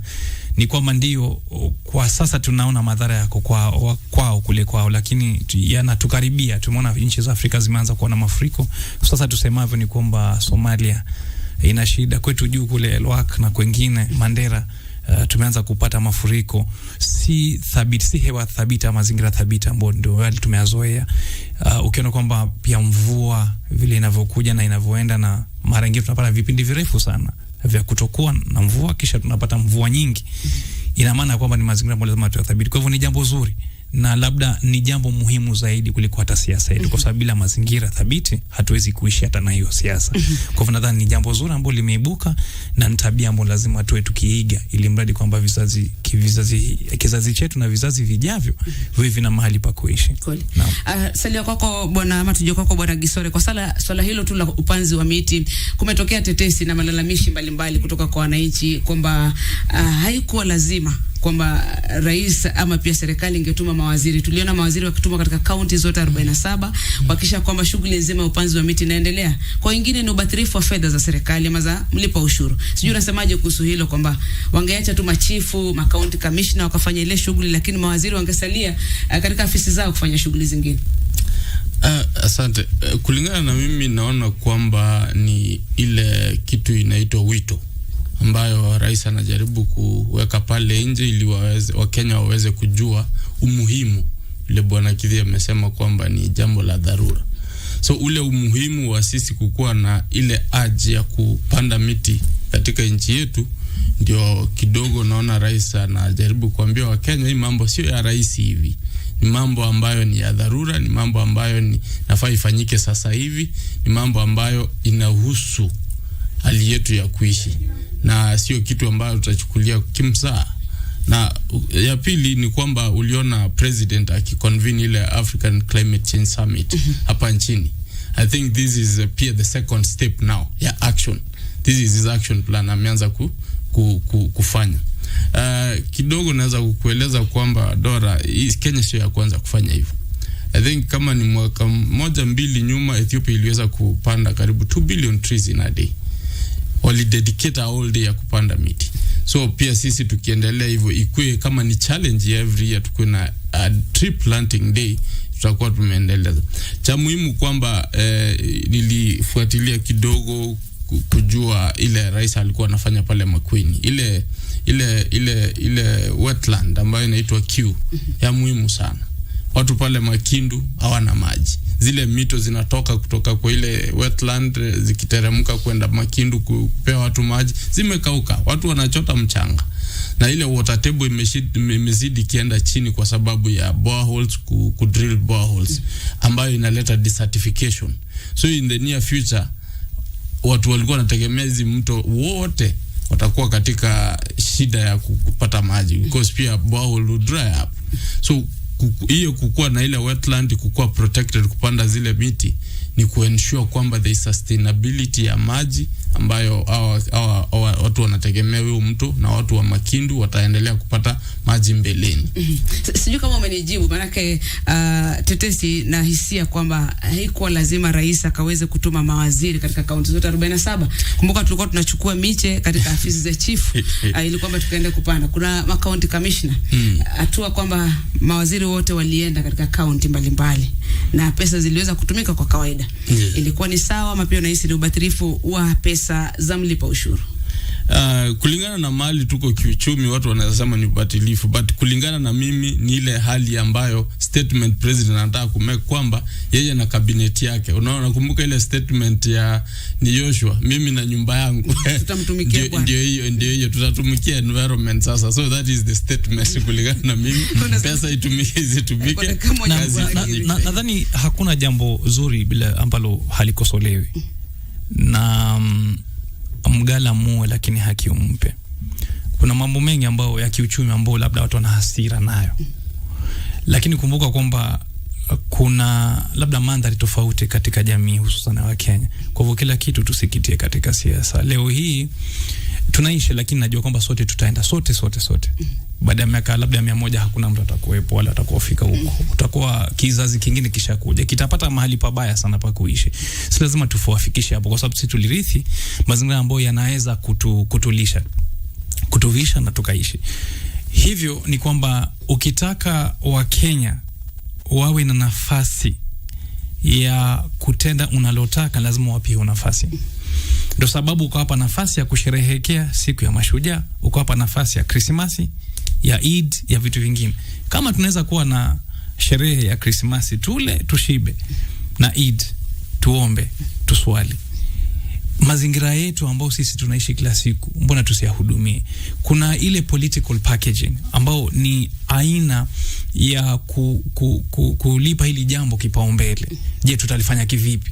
Majibu ni mengi, lakini mojawapo ya chaguzi ambazo ziko hapo ni watu wape ruhusa baada kwenda kazini wachukue nafasi ya kupanda miti. Nadhani ni jambo zuri, lakini kule kutuma mawaziri nadhani ilikuwa ni kuwapa zaidi msukumo wa siku ile jambo lifanyike. Ukiwaambia Wakenya kapandeni miti, watachukua holiday, wakae nyumbani. Ukiwaambia kuna mtu atakuja kuwaongoza, sasa labda litapewa kipaumbele zaidi. Nadhani ni ile mandhari ambayo ilikuwa inatakana ipatikane. Na nadhani tuliweza kuhitimisha vyema siku hiyo.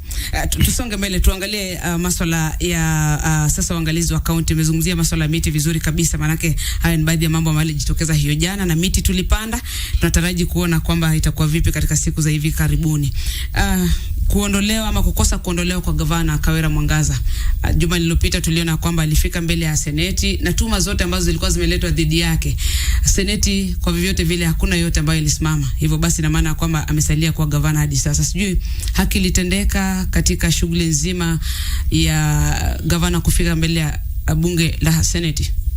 Na uzuri wa demokrasia ni kwamba mtu akiwa na malalamishi apate forum, mahali ambapo ataweza kupeleka malalamishi yake asikizwe. Kwa hivyo ni vizuri kwamba watu wa Meru ama wale ambao walikuwa na malalamishi walikuwa na mahali pa kupeleka malalamishi. Njia badala ni watu kuchukua visu na mapanga na kuweza kukatana ili kwamba tusuluhishe. Hiyo ni njia si ya kidemokrasia na si uwiano mzuri katika jamii. Kwa hivyo ni vizuri kwamba malalamishi yaliletwa yakasikizwa. Haki ikawa kwamba tumesikizwa na uamuzi ukafanywa tukaukubali. Hivyo ndo jamii inakuwa. Kwa hivyo lazima katika maamuzi kama haya kuna ule ambaye atasikizwa akapata fueni ya kwamba nimesikizwa. Nadhani hilo ndo ambalo limekithiri sasa kule Meru. Siku nyingine ukitokea jambo kama hilo lazima watu wasikizwe.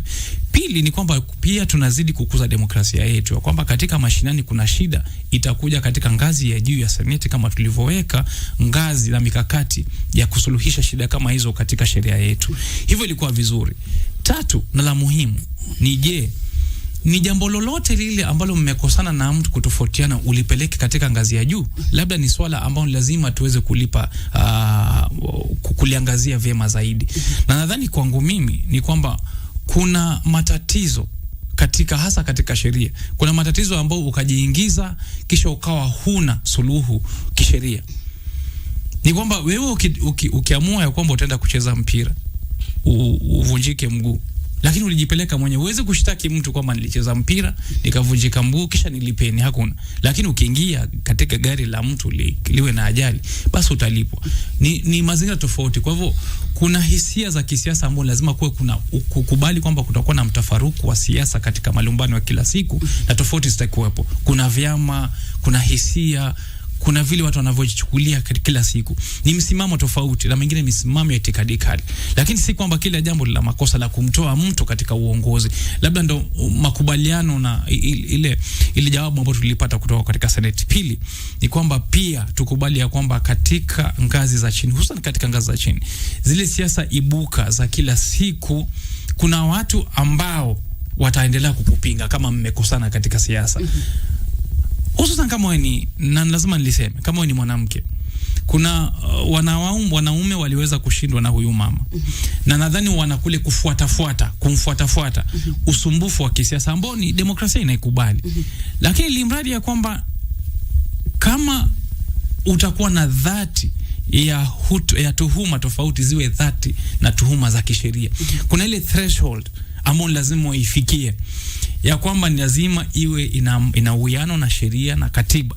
Lakini si kusema kwamba kwa sababu bwanako anacheza gita na hatulipendi wewe bwana lazima tukutoa. Pale kwa unyanyasaji wa kijinsia, manake umezungumzia labda kwa sababu ni mwanamke. Nataka tusende pale kwa sekunde chache tu. Na tuliona pia kama seneta wa Machakos Agnes Kavindo akichangia hoja hiyo kabla ya shughuli nzima ya kupiga kura. Akasema kwamba dhulma za kijinsia pia ziliweza kujitokeza wazi, na pia madai ya yule mbunge Mpuri Aburi pia na viongozi wengine wa Meru kumdhalilisha gavana Kawira Mwangaza katika bunge lile la seneti ama katika zile video ambazo tulikuwa tunaweza kuona, unafikiria kwamba basi alidhalilishwa ama masaibu ambayo alipitia ni kwa sababu yeye ni mwanamke?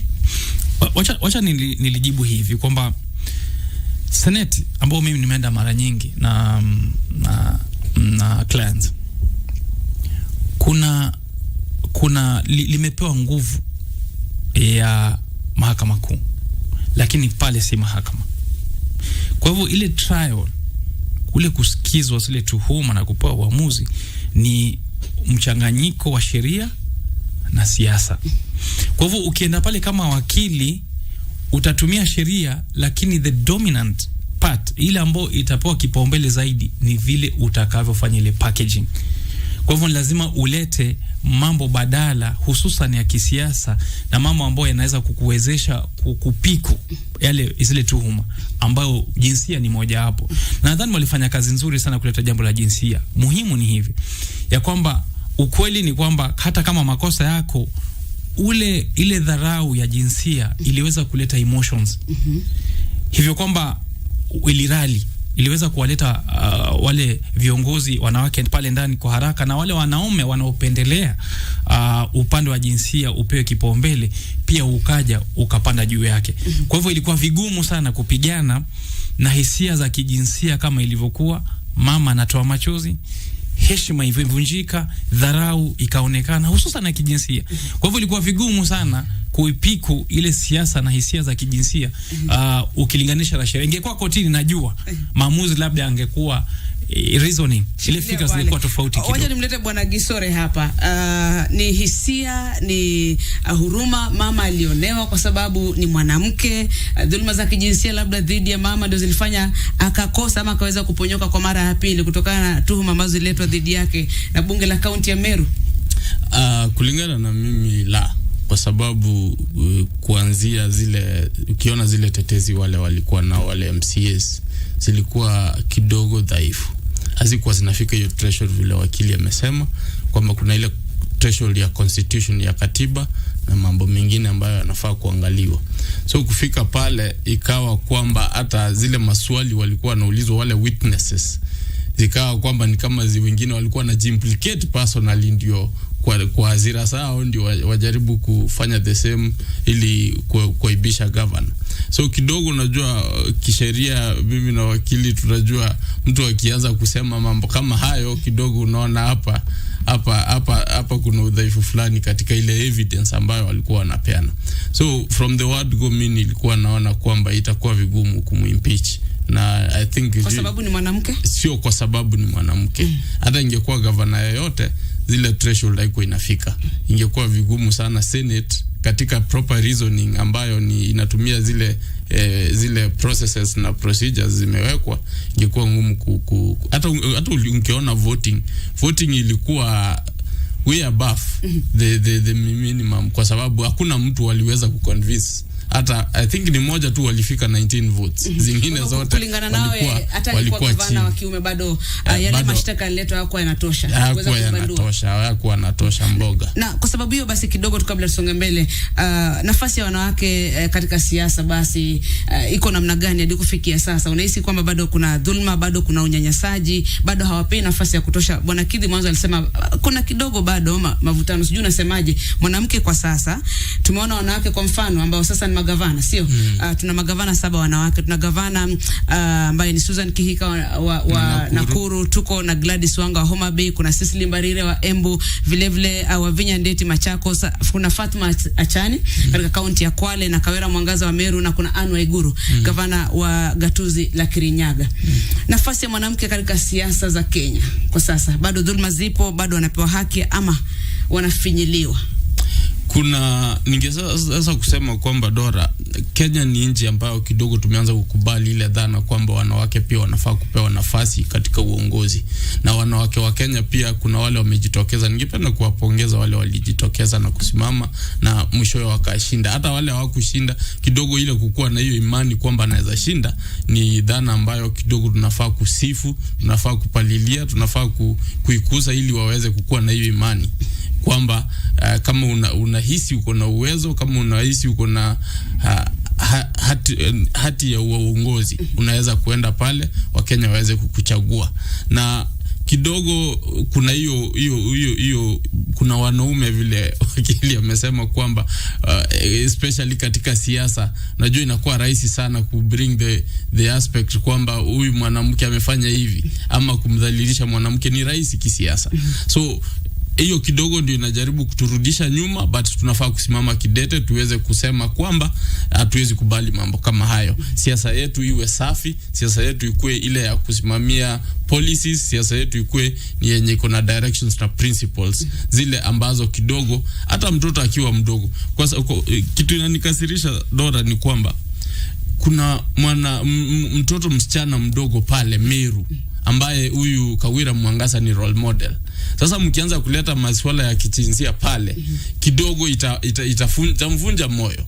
Na kidogo kuna ile kwamba tutakuwa tumebreak ile goodwill ya huyu mtoto kutaka kuja kukua na hiyo hisia ya kukua kiongozi mbele. So ni muhimu kwamba kama wanasiasa waweze kunadhifisha siasa yao, waweze kukua na principles kufanya ile siasa yao, kwa sababu mambo fulani yaliweza kusemwa pale hayakuwa mazuri. Tarudi pale kidogo, na pia swala hili mje nieleza kwa nini nyote mmesema threshold hii kufika. Tarudi pale kidogo. Umezungumzia sana na kwa Kiingereza nasema passion kuhusu swala hili la wanawake, nafasi ya mwanamke katika siasa za Kenya. Sasa wengi wanasema wanawake wanatumia ile wanasema gender card, na sio katika siasa peke yake, hata katika masuala ya kawaida afisini. Kwa mfano anaweza kuwa anaendesha gari, mwanaume anaendesha gari, lakini yule afisa wa trafiki akiwa afisa wa kike akimsimamisha na akose kusimama yule dereva, eti kwamba yule mama atasema umekataa kusimama kwa sababu mimi ni mwanamke. Sijui unasemaje kwamba wanawake pia katika hali zao wanatumia hiyo hali, hiyo gender card kujitetea katika jamii sasa? Labda niseme hivi, ni jambo la hisia. It's a sensitive issue. Kwa hivyo jambo lolote ambalo, kwa sababu ni tabia ambayo wanaume wamekuwa nayo muda mrefu, lazima liseme wazi hivyo kwamba gender issue imekuwa issue kubwa sana kwa miaka mingi, na wanawake wamedhulumiwa muda mrefu. Kwa hivyo nadhani ni muhimu ya kwamba tunaelewa kwamba wanawake wanaishi kwa hiyo itikadi ya kwamba kumekuwa na dhuluma na mara nyingi wanaangaliwa kama wanawake. Kwa hivyo kuna ile sensitivity ambayo lazima tuielewe. Lakini nataka kusema hivi kwamba kule Meru nadhani wanaume wali underestimate huyu mama, walimu-underestimate, walimdunisha na wakaona kwamba kutakuwa na urahisi wa kumjaribu, lakini nadhani wameona kwamba yeye pia ana ukakamavu wa kisiasa pale alipofika. Kumbuka kwamba ukimdhalilisha mara ya kwanza, mara ya pili hivi, ana uzoefu wa mazingira yale ambao unampea. Kwa hivyo labda hata mara ya pili wakati wa siasa atakuwa na ukakamavu zaidi kuliko vile alivyokuwa. Mara nyingine mtu kama yule unamwacha aendelee na udhaifu wake, ili mradi wakati wa kipindi cha kura kimefika uwe na urahisi zaidi wa kumtoa. Lakini ukimshtua namna hii anaenda kukolea. Kwa hivyo ikifika wakati wa siasa atakuwa amejipanga vyema. Kwa hivyo nadhani kuna ule ubaya ambao tumeona, lakini uzuri wake ni kwamba kumemkomaza pia, yameelewa mazingira ya wanaume unaishi nao kivipi na watakudhalilisha kivipi. Lakini pia kuna ilani. Kama wewe ni mwanamke, ukumbuke kwamba kuna mahitaji zaidi ya kijamii ambao watu wanakuangalia. Kwa hivyo nadhani wale ambao wana malalamishi asiwa dharau, awe na hisia za kiuwiano ili aweze kuishi nao vyema. Kuna matatizo ya kimaisha ambao yako pale, ambapo inaonekana kuna watu wanahisi ya kwamba either anawatenga ama lamelishi pia.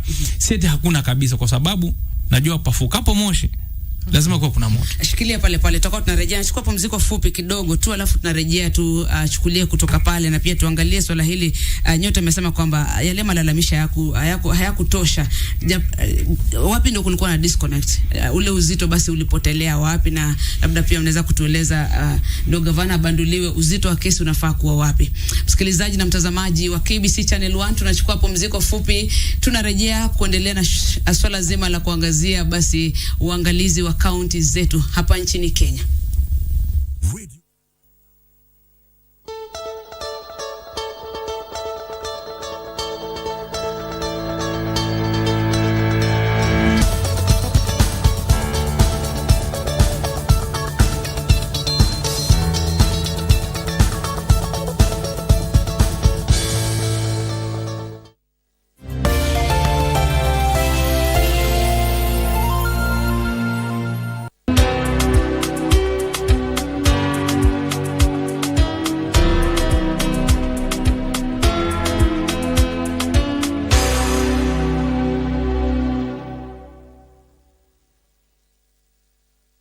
the most amazing man.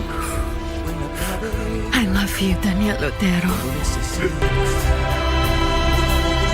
No. Wait, what are you going to do? I'm going to turn no, myself Hannibal, on. no, I'm no, no, gonna no, turn no. myself in. I said no. I want you to leave, son Juan. And never show your face here again. When Daniel found out that Carolina was having a baby, he was dating Isabel, and he broke up with her just to go back to Carolina. Is it true that you had a secret affair with Isabel? Yes, it's true. This hypocrite of my wife cheated on me with Danielle. It's a cocktail of emotions. The puns that cracks up the family. Greed that yields power and a hunger for success. Friends turn to foes. Survival for the fittest is the drive. Who are we blackmailing? But nothing beats the feud in a family where one disappears and another fights for the crown. It was not supposed to go this far. It's the desire to succeed that keeps us going, the deception that keeps us digging, and the laughter pill that keeps us living.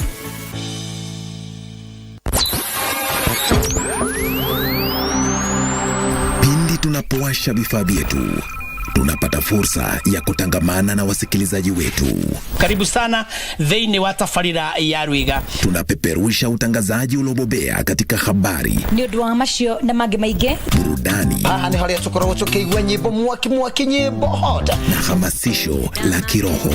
Usiachwe nyuma. Jiunge nasi kwa safari ya kufana katika 99.5 FM. Soro FM. Soro FM.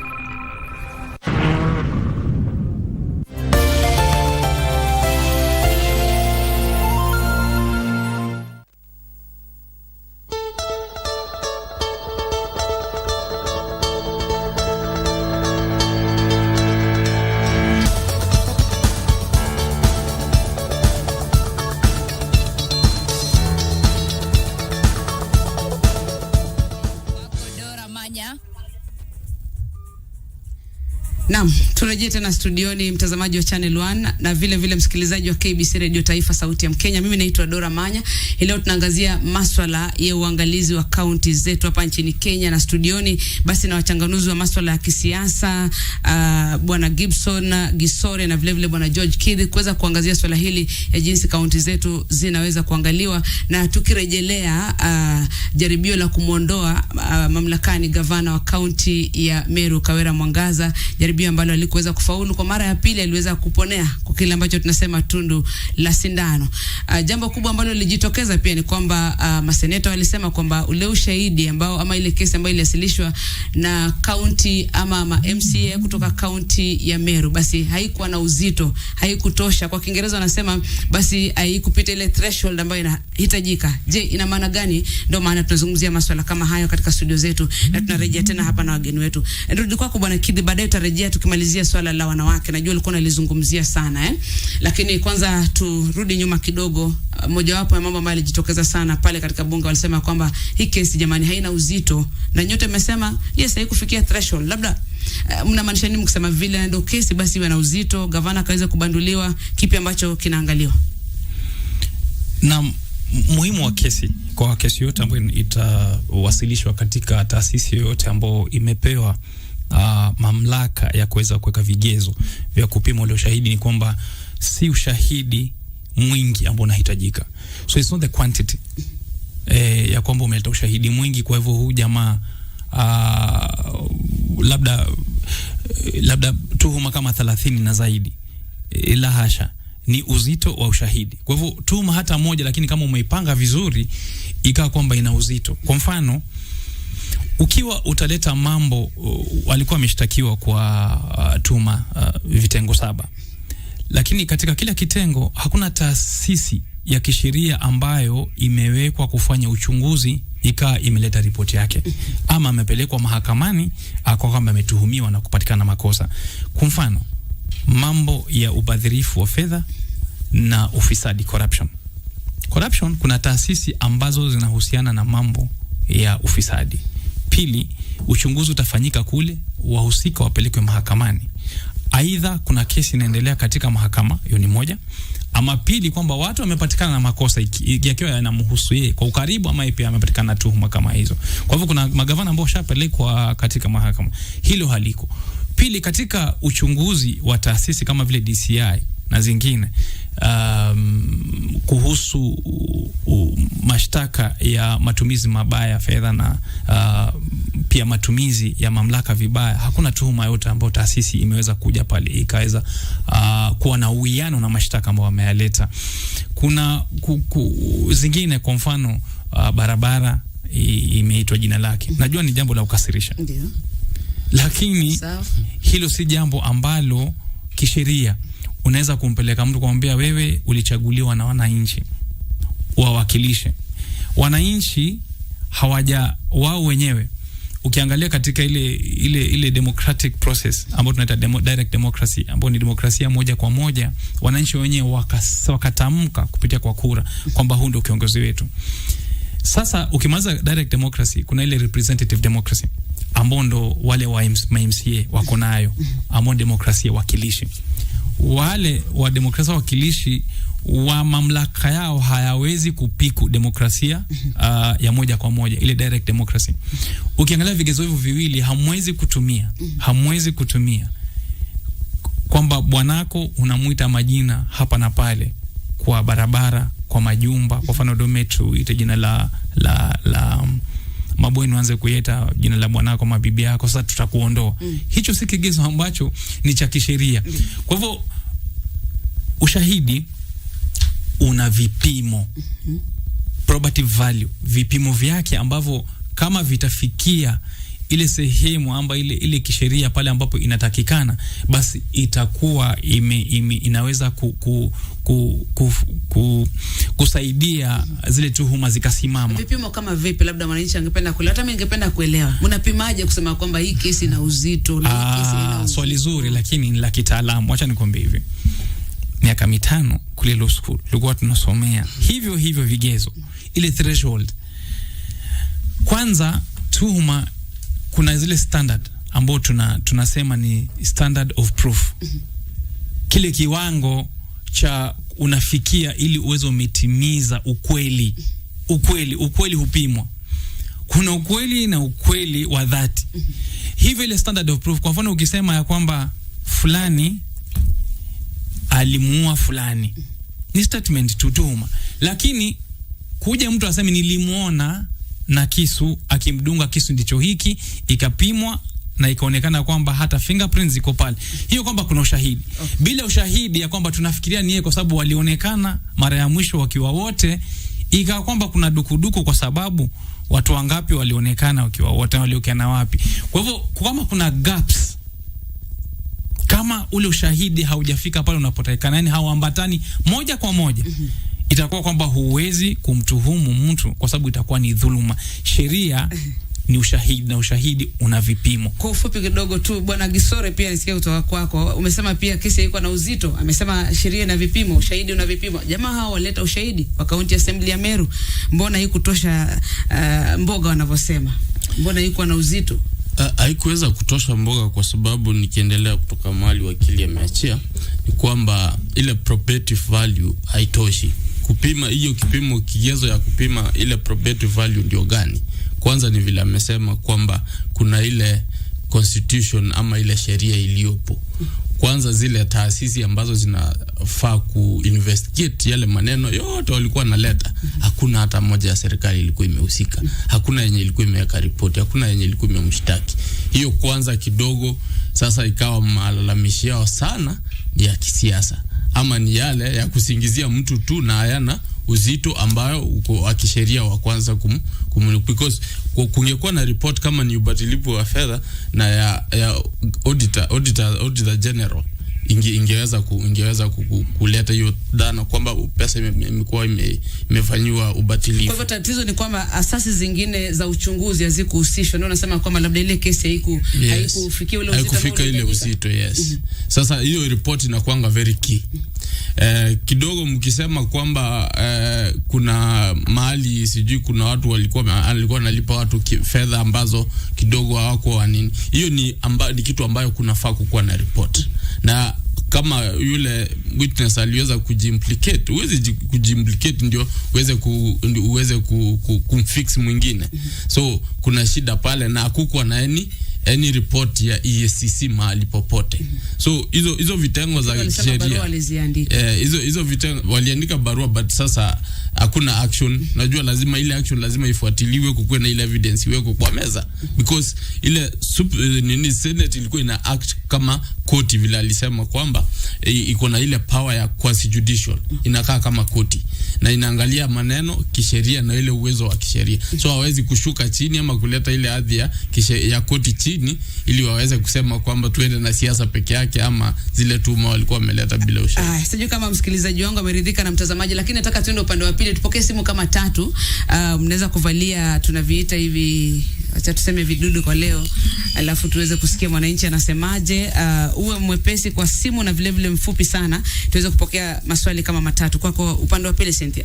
Asante sana pia mwenzangu Dora Manya pamoja na wageni wetu Gibson Gisore pamoja na George Kithi. Msikilizaji, unapiga simu kwa 0700176699. Umesikiliza mazungumzo saa kwa uangalizi wa kaunti, jaribio la kumuondoa gavana Kawira Mwangaza. Umesikia mazungumzo. Hebu na wacha nipokee simu 2-3 hapa. Radio Taifa, hello. Hello, habari yako? Salama sana. Naitwa Samson Madudu nikiwa Mbakazi. Karibu. Mimi nilifuatilia hiyo mambo ya kutoa Kawira kuwa gavana wa Meru. Nilifuatilia kuanzia mwanzo hadi mwisho. Ile kitu mimi ninasema ile niliona pale, hizi jamii zetu za Kenya hazijaamini mama anayeongoza. Na Meru patu wako na ile itikadi ya kwamba mama hatuwezi kuongozwa na Meru. Ukiangalia kaunti zingine zote kwa mama wanachukuliwa, wanaingia na wanafanya kazi. Na hiyo tabia ndio naona iko sehemu fulani ya mkoa fulani. Nataka niwaulize wale wako hapo, wale wajanganusu wako hapo, wajaribu kuniambia ni lini mkoa wa Magharibi umepikia mama kura akapita na wanasimama. Ni lini? Mimi natoka mkoa wa Magharibi. Na ni lini mkoa waacha nominated, waacha women rep. Asante sana, zinaitwa taasubi za kiume. Radio Taifa. Ndio Nyanga, habari ya asubuhi. Salama sana. Huyu ni John Omito. Karibu Omitos. Nakupigia nikiwa hapa maeneo ya DOD. Niambie, umesikia mazungumzo, swali lako? Mimi nimesikia mazungumzo. Lakini kuna mahali mimi sijaridhika. Yes. Kutoa mawaziri Nairobi. Na kuwasambaza Kenya mzima. Na vile hali inji vile inaenda. Hiyo ni pesa mingi sana zimetumika jana. Kupanda miti. Hiyo hata kupanda miti, mawaziri tu kusunguka ili hali machifu. Unajua mimi ndio kinaendelea. Sasa chifu alifanya nini jana? Ni kazi ya chifu. Waziri mzima kama anaenda kwa waziri wa ofisi ya chifu, anapewa miti na chifu. Aende akapande. Haya, wacha nishike simu ya mwisho hapa Radio Taifa. Hello. Wewe ndio ngine kutoka Vihiga. Habari asubuhi. Salama, karibu sana kutoka Vihiga. Nipo swali ningependa hii mambo kwa mtandao kwenye kiti. Unafikiria ni hao MCA wanafanya jambo la maana, kwa sababu sio vizuri wa MCA kila wakati wananchi wenye walichagua hao watu hawasemi kitu. Na watu wachache ndio wanataka kuangalia hao wagawara kwenye kiti. Hiyo jambo itashughulika namna gani hao wakili? Asante. Haya, kwako Dora pamoja na wageni wetu. Shukrani sana Cynthia Nyango upande wa pili, na mmepata maswali ya wananchi. Sijui nani nataka kuwa kwanza, bwana Kithi, bwana Gisore? Nadhani hapo kwa uongozi wa wanawake amesema kuna taasubi na kuna maeneo ambayo kwamba hawajakubali gavana ama wanawake wanaweza kuongoza. Bado tuko nyuma kama nilivyoelezea kwamba nadhani kuna sehemu ya jamii yetu hususan ile tunaita chauvinism ambao ni misimamo mikali ya wanaume kihisia dhidi ya wanawake, na ni jambo litapungua kwa siku. Lazima tulikubali kwamba lina muda wake wa kuisha. Kwa mfano kielimu na vile utangamano wa jamii unavyoendelea. Kwa hivyo tulipe muda, lakini ni kwamba wanawake ni lazima, na tumeona kwamba wanawake wakipewa nafasi, kila mtu akipewa nafasi, si mwanamke si mwanaume, anakuwa na usawia wa kuweza kuhudumu aidha katika kazi yoyote ile, ngazi zozote. Kwa hivyo nadhani ni kwamba tulipe muda, wanaume wataweza kukubali wanawake wana usawa katika jamii, katika kazi, katika ngazi zozote. Lakini kwa sasa ni tujaribu sana kuwa na ile elimu kwa wanaume wakati wote, kwamba wamwangalie mwanamke kama binadamu aliye sawa katika nyadhifa ama nafasi, hususan katika uongozi. Pili, tukija kwa jambo la kupanda miti, ndio hisia ziko tofauti, lakini nataka kusema kwamba kuna ile political symbolism, ishara ya uongozi na kisiasa, kama jambo nataka kulipa kipaumbele. Lazima kuwe kuna utulivu wa fikra na kuileta ile national psyche, fikra ya nchi nzima ikawa pamoja, ili mradi kwamba jambo hilo liweze kulitimiza siku hiyo. Ni siku moja tu kati ya siku zote za mwaka ambapo tulitenga ili kupanda miti. Kuna yale makosa hata ataibuka mengine, labda kuna ubadhirifu hapa na pale, hiyo nikawa ni jamii yote. Tukasema kwamba katika jamii makosa haizi kukoseka kabisa, kwa hivyo waizi kuwatoa katika nchi, wataendelea kuwepo, lakini kumudu tu hali ya mazingira vile ilivyo. Ni kusema kwamba ni vizuri tulipanda miti, mwaka ujao tupande miti, mwaka mwingine tupande miti, tuendelee kupanda miti. Na wacha nimpishe Ndisore katika swala hili. Msikilizaji wa mwisho amezungumzia masuala ya kila wakati au wakilishi wadi, labda kesi na watafanya sangapi kazi wale wananchi hawashirikishi. Sijui ungesema vipi kuhusiana hilo, na katika swala hilo ningependa pia uangazie swala la, unafikiri kwamba county assembly sama mabunge ya county yanaweza vipi yakaimarisha uongozi wao ama uhusiano wao na magavana? Maana tumeona hisi mara ya kwanza gavana kukosa kuondolewa, tumeona magavana wengine ambao walijaribu kuondolewa lakini bado wakastahimili, lakini wengine waliondolewa. Ni vipi hawa wakilishi wadi wataimarisha utendakazi wao na uhusiano pamoja na wale magavana katika county?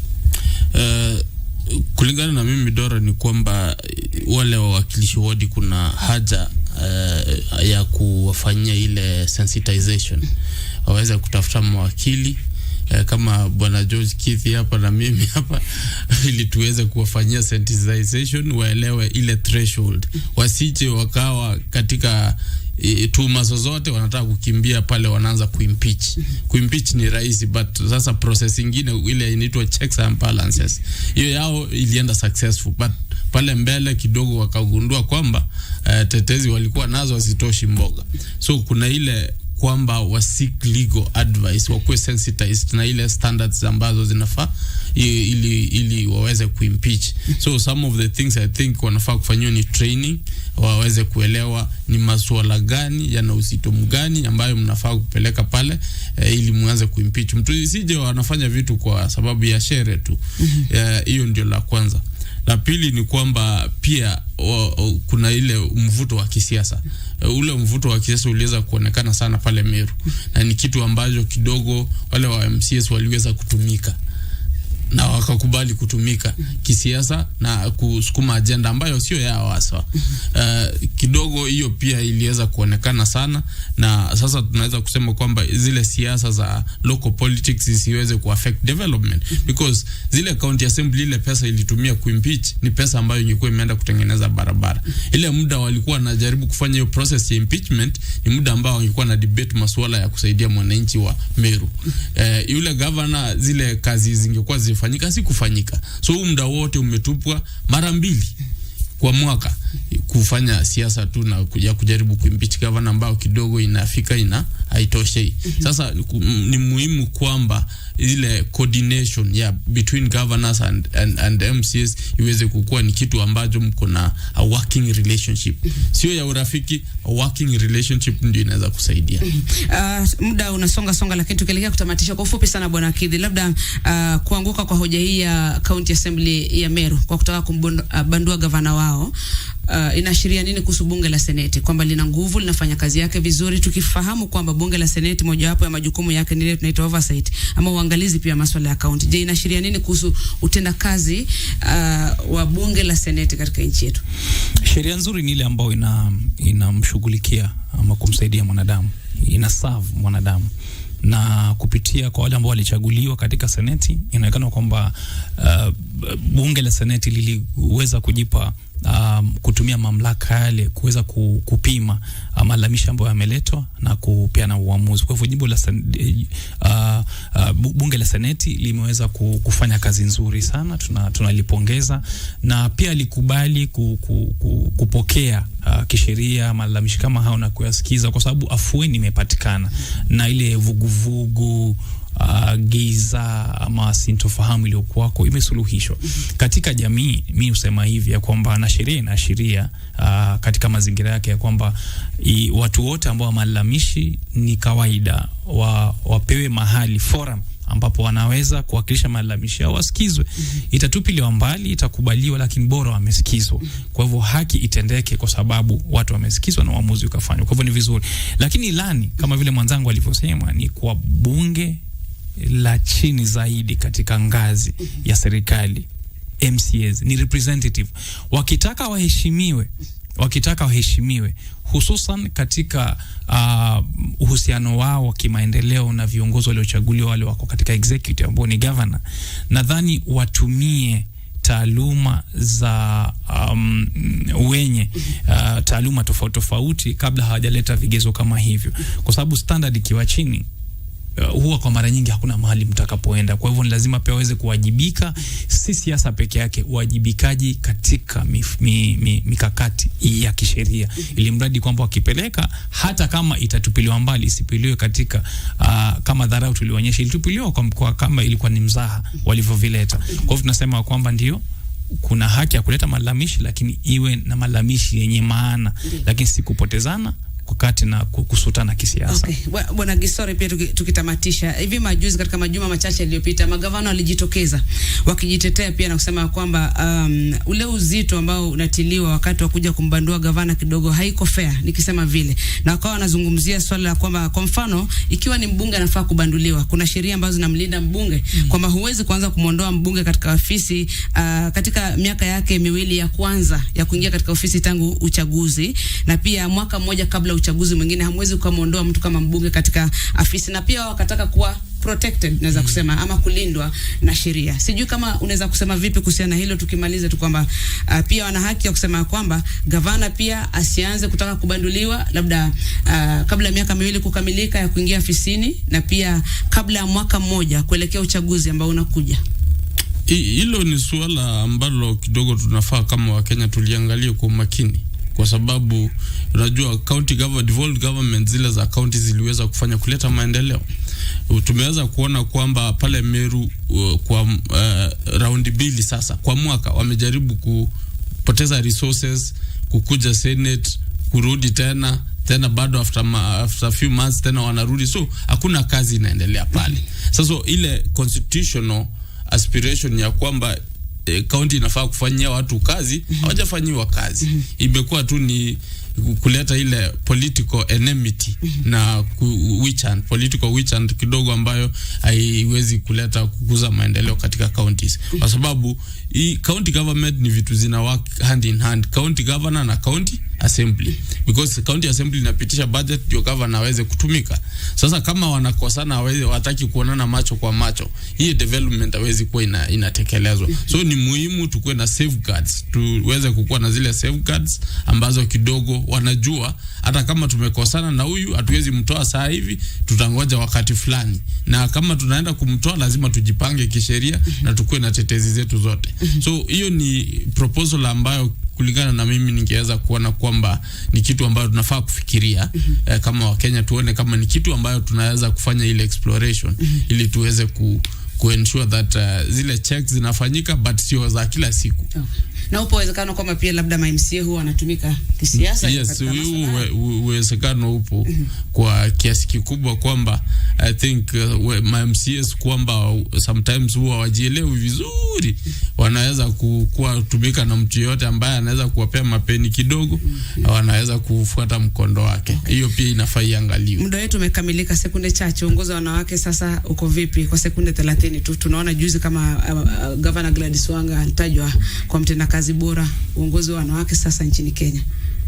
Nadhani tumefikia wakati ambapo tunaweza kushabikia uongozi wa wanawake kwa sababu tumeweza experience, tumeuona sisi wenyewe.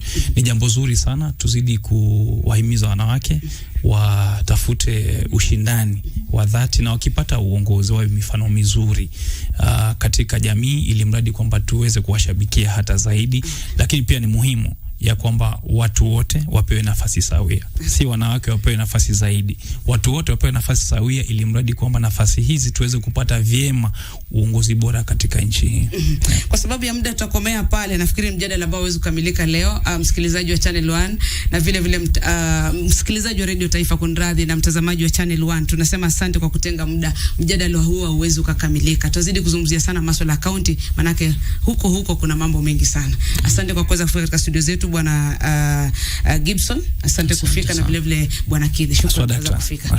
Asante pia mtazamaji na msikilizaji, tutakomea pale kwa leo. Tumekuwa tukiangazia masuala ya uangalizi wa county, itifaki yote imezingatiwa. Asante sana producer wangu ambaye ni bwana Onditi Geoffrey, na wote ambao wameshirikishwa ikiwemo wale wapiga picha na kila mmoja. Asante kufanikisha makala haya. Hadi juma lijalo, mimi naitwa Dora Manya kutoka Nairobi.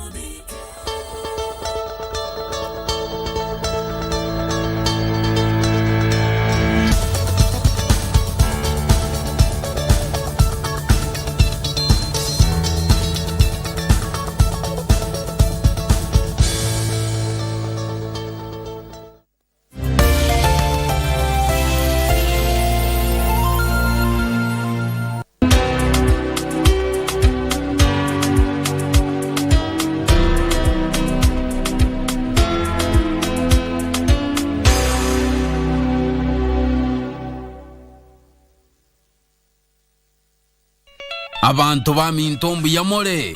Your favorite KBC station, Minto FM, is now at your doorstep. Enjoy the hottest KC music, informative and entertaining shows, and reliable news only on Minto FM.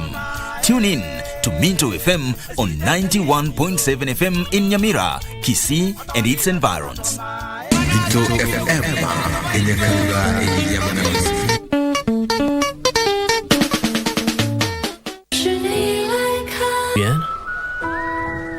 Oh, there you are. Come on. Huh? I was looking for you. Why did you bring your friends to this restaurant? I mean, the last time I was here, everything was horrible. Oh, hey, wait. I guess that you could say we have a hobby in common. So are we a better match now, huh? Will it be all right with you if I played a piece of a recording for you? I did record it, and I have nothing to argue that with. But if you want me to be more clear, I won't do it. What are you doing this for? I always thought you were brilliant, truly, but I never thought you could be so despicable. It was clearly a scam. If it was really that easy to make money, I would have quit my job by now. Okay, so you don't believe it, but I do, and I'm making money. Please think about this. It's obviously I'm not an idiot here.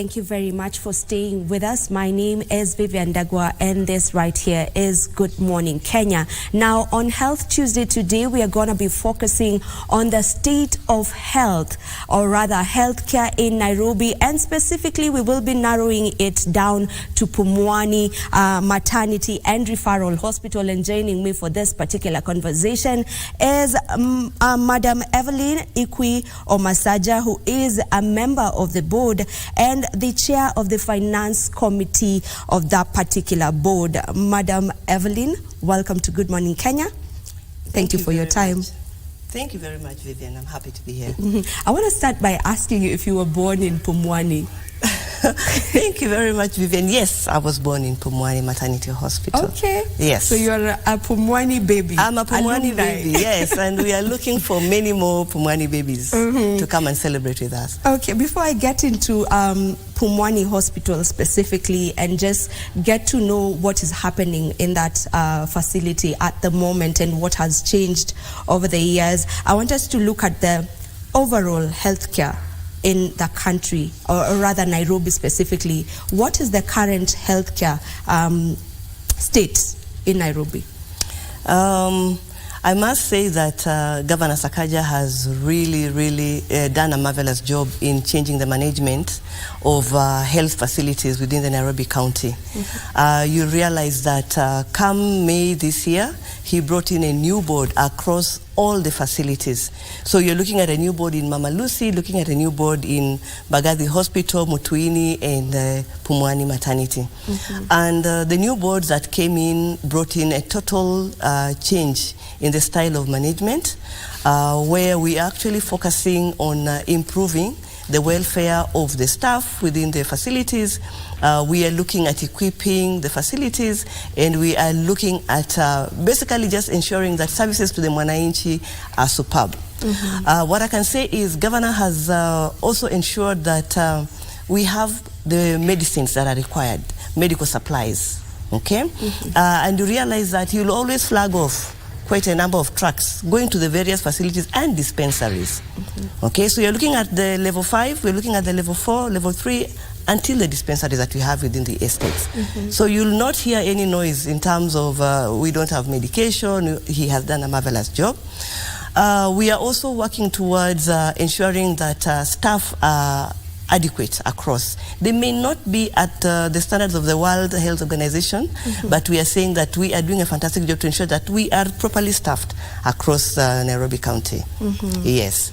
There's something you mentioned on the managerial positions being held by in most of these hospitals, that is the board, and I've realized that we don't have doctors specifically taking the managerial positions like the CEO, like we're not having doctors. Is that really strategic?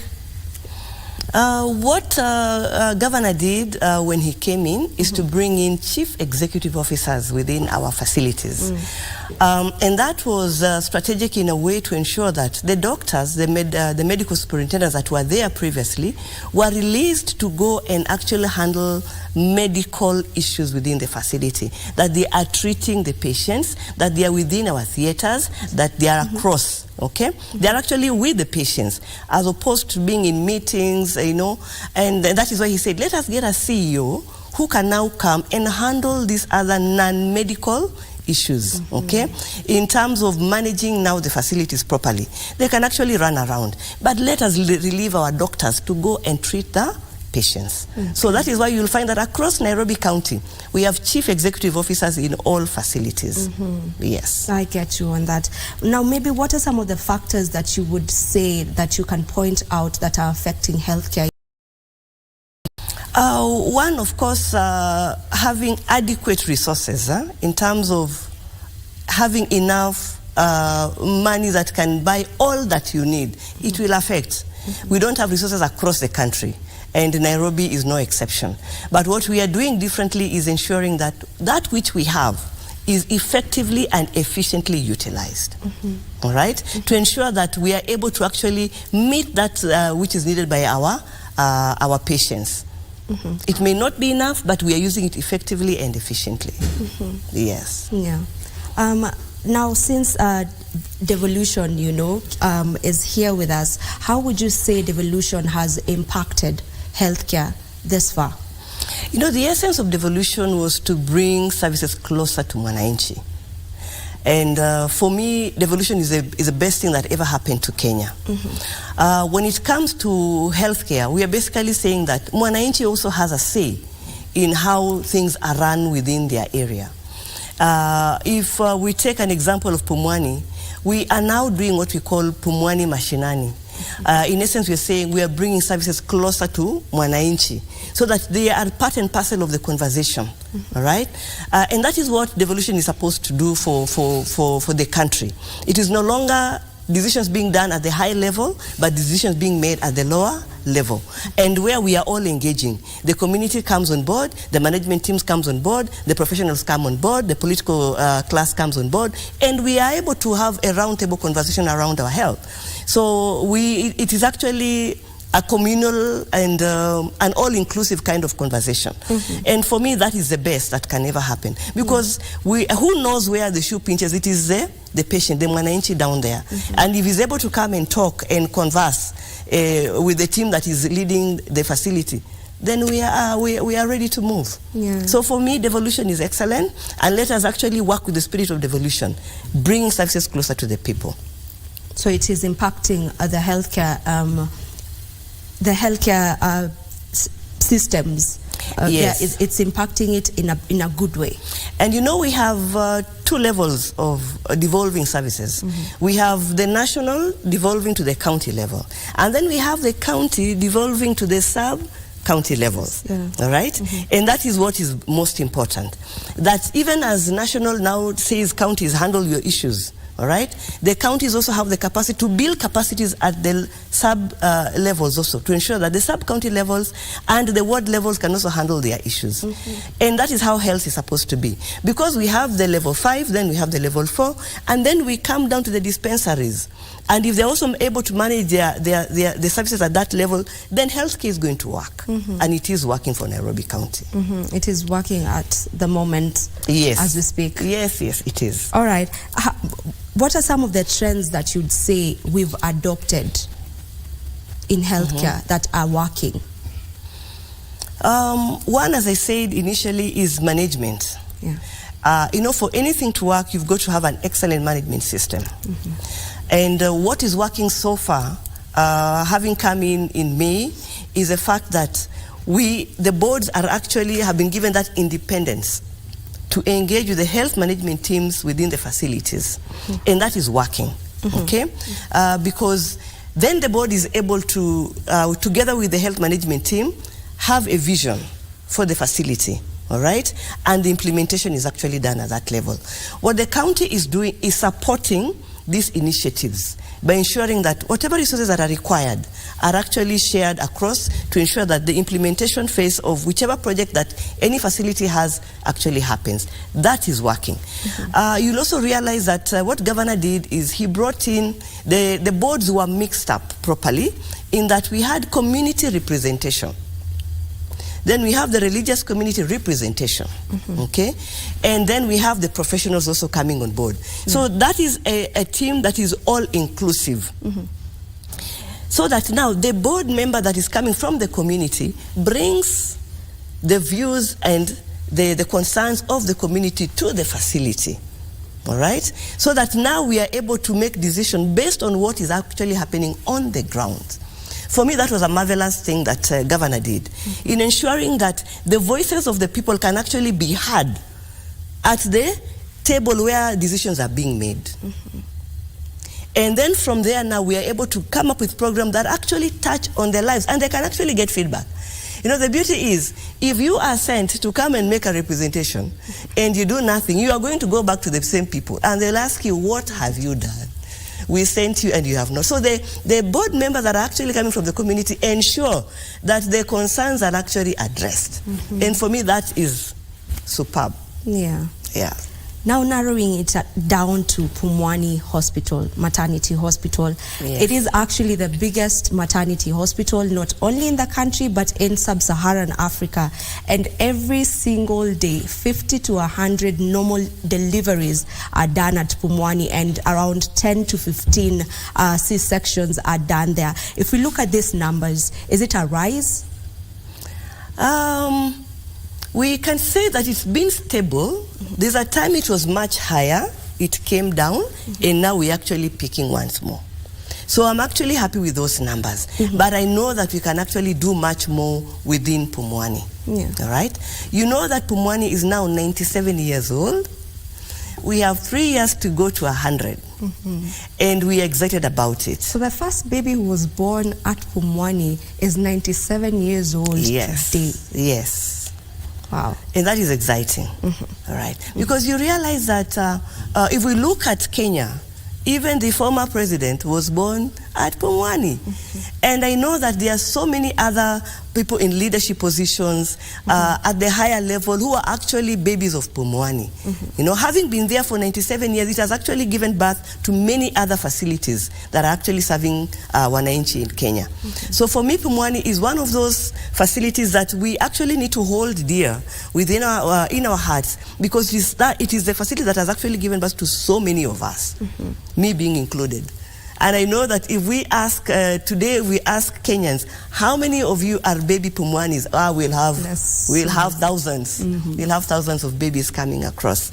So yes, our numbers are crazy. We have the 50 to 100 births daily, you can imagine. Every day we are admitting 300 mothers for delivery. And out of those 300, we have between 50 to 100. On average, we are doing around 70 every day. And we have 2 theaters in Pumwani that are running both day and night. We have a 3rd theater that we are working towards also, you know, improving and equipping to ease out the queues that we have. So yes, Pumwani, in terms of facility, it is an excellent facility, and we are actually working towards equipping every single department to ensure that we are actually able to serve our people the way they are supposed to be served. Yeah, speaking of service, I understand that, I mean, the level of midwives, the midwives to mothers, it should be one midwife to one mother to 2 midwives, actually, 1 mother to 2 midwives. But as it is at the moment in Pumwani, we are having 1 midwife serving up to 18 mothers. Why is this shortage? Why is there a shortage? Is it that we don't have enough midwives, we're not employing enough of them, or what is happening? You know that currently when it comes to employment, resource-wise, we have a challenge as a country, not just Pumwani, but as a country, we have a challenge in terms of resources that we require to actually employ the adequate number of nurses that we require to serve our patients. There are those, again, we are losing also a number of nurses because they are going out of the country for greener pastures, and you can't really stop anyone from seeking greener pastures outside. So we have those 2 things happening. The resources not being enough to employ as much as we need, and again, the ones that we have seeking out greener pastures out of the country. That is a challenge. We have KMTC, we have the Pumwani Midwifery School that is actually training nurses to come on board. So ours is to ensure that the recruitment, the training process is continuous, all right? So that even as we lose those who are going out of the country, we are training many more to come and fill that particular space, so that at the end of the day, we have sufficient. We have spoken to the county government, and they're actually working in towards recruiting more nurses for us as Pumwani Hospital, so that we are able to actually reduce that gap. What we are doing as a board at the moment is to bring in nurses on locum basis, all right? So we are in the process of actually recruiting another 20, all right, to come in and reduce that particular gap that we have. So we are working towards ensuring that we try as much as possible to reduce that particular gap and increase the number of nurses that we require to actually take care of our mothers. Yeah, so what you're doing to curb that challenge is to train more nurses? The Pumwani midwifery school is training more nurses to come in and fill that particular space. But at the same time, right now, we are actually bringing in more nurses on locum basis. All right. As the county recruits for us. Yes. All right. Now, since the current governor took over, office, what are some of the changes that you'd say have taken place at Pumwani? Quite a number of things have happened. We didn't have a lift for a good 70 years. All right?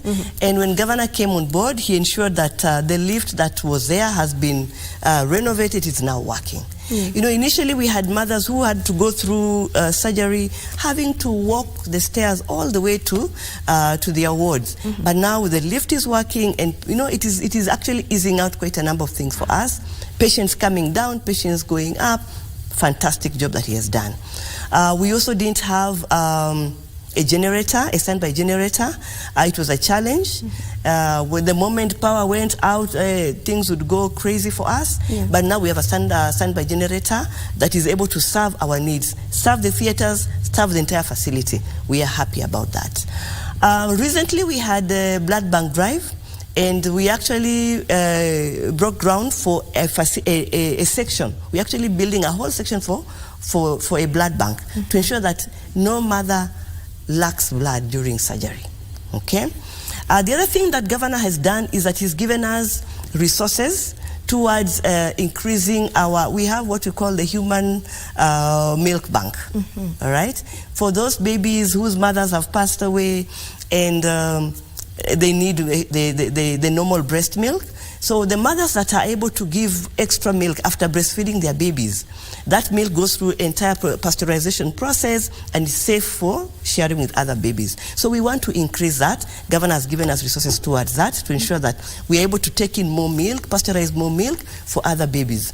You know that we also have babies who come in because their mothers passed away during delivery. Those babies are actually given that milk. So we're actually increasing that particular milk bank to serve more babies.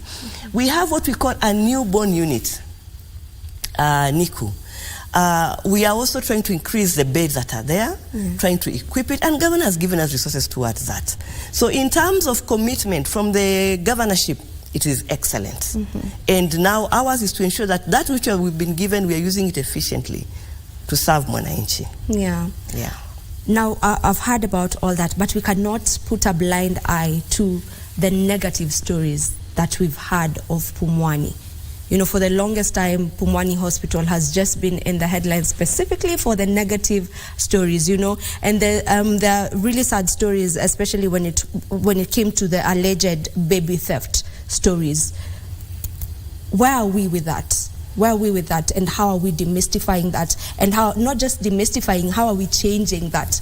Because if it was actually happening, I said alleged though, but if it was actually happening, what are we doing to change that?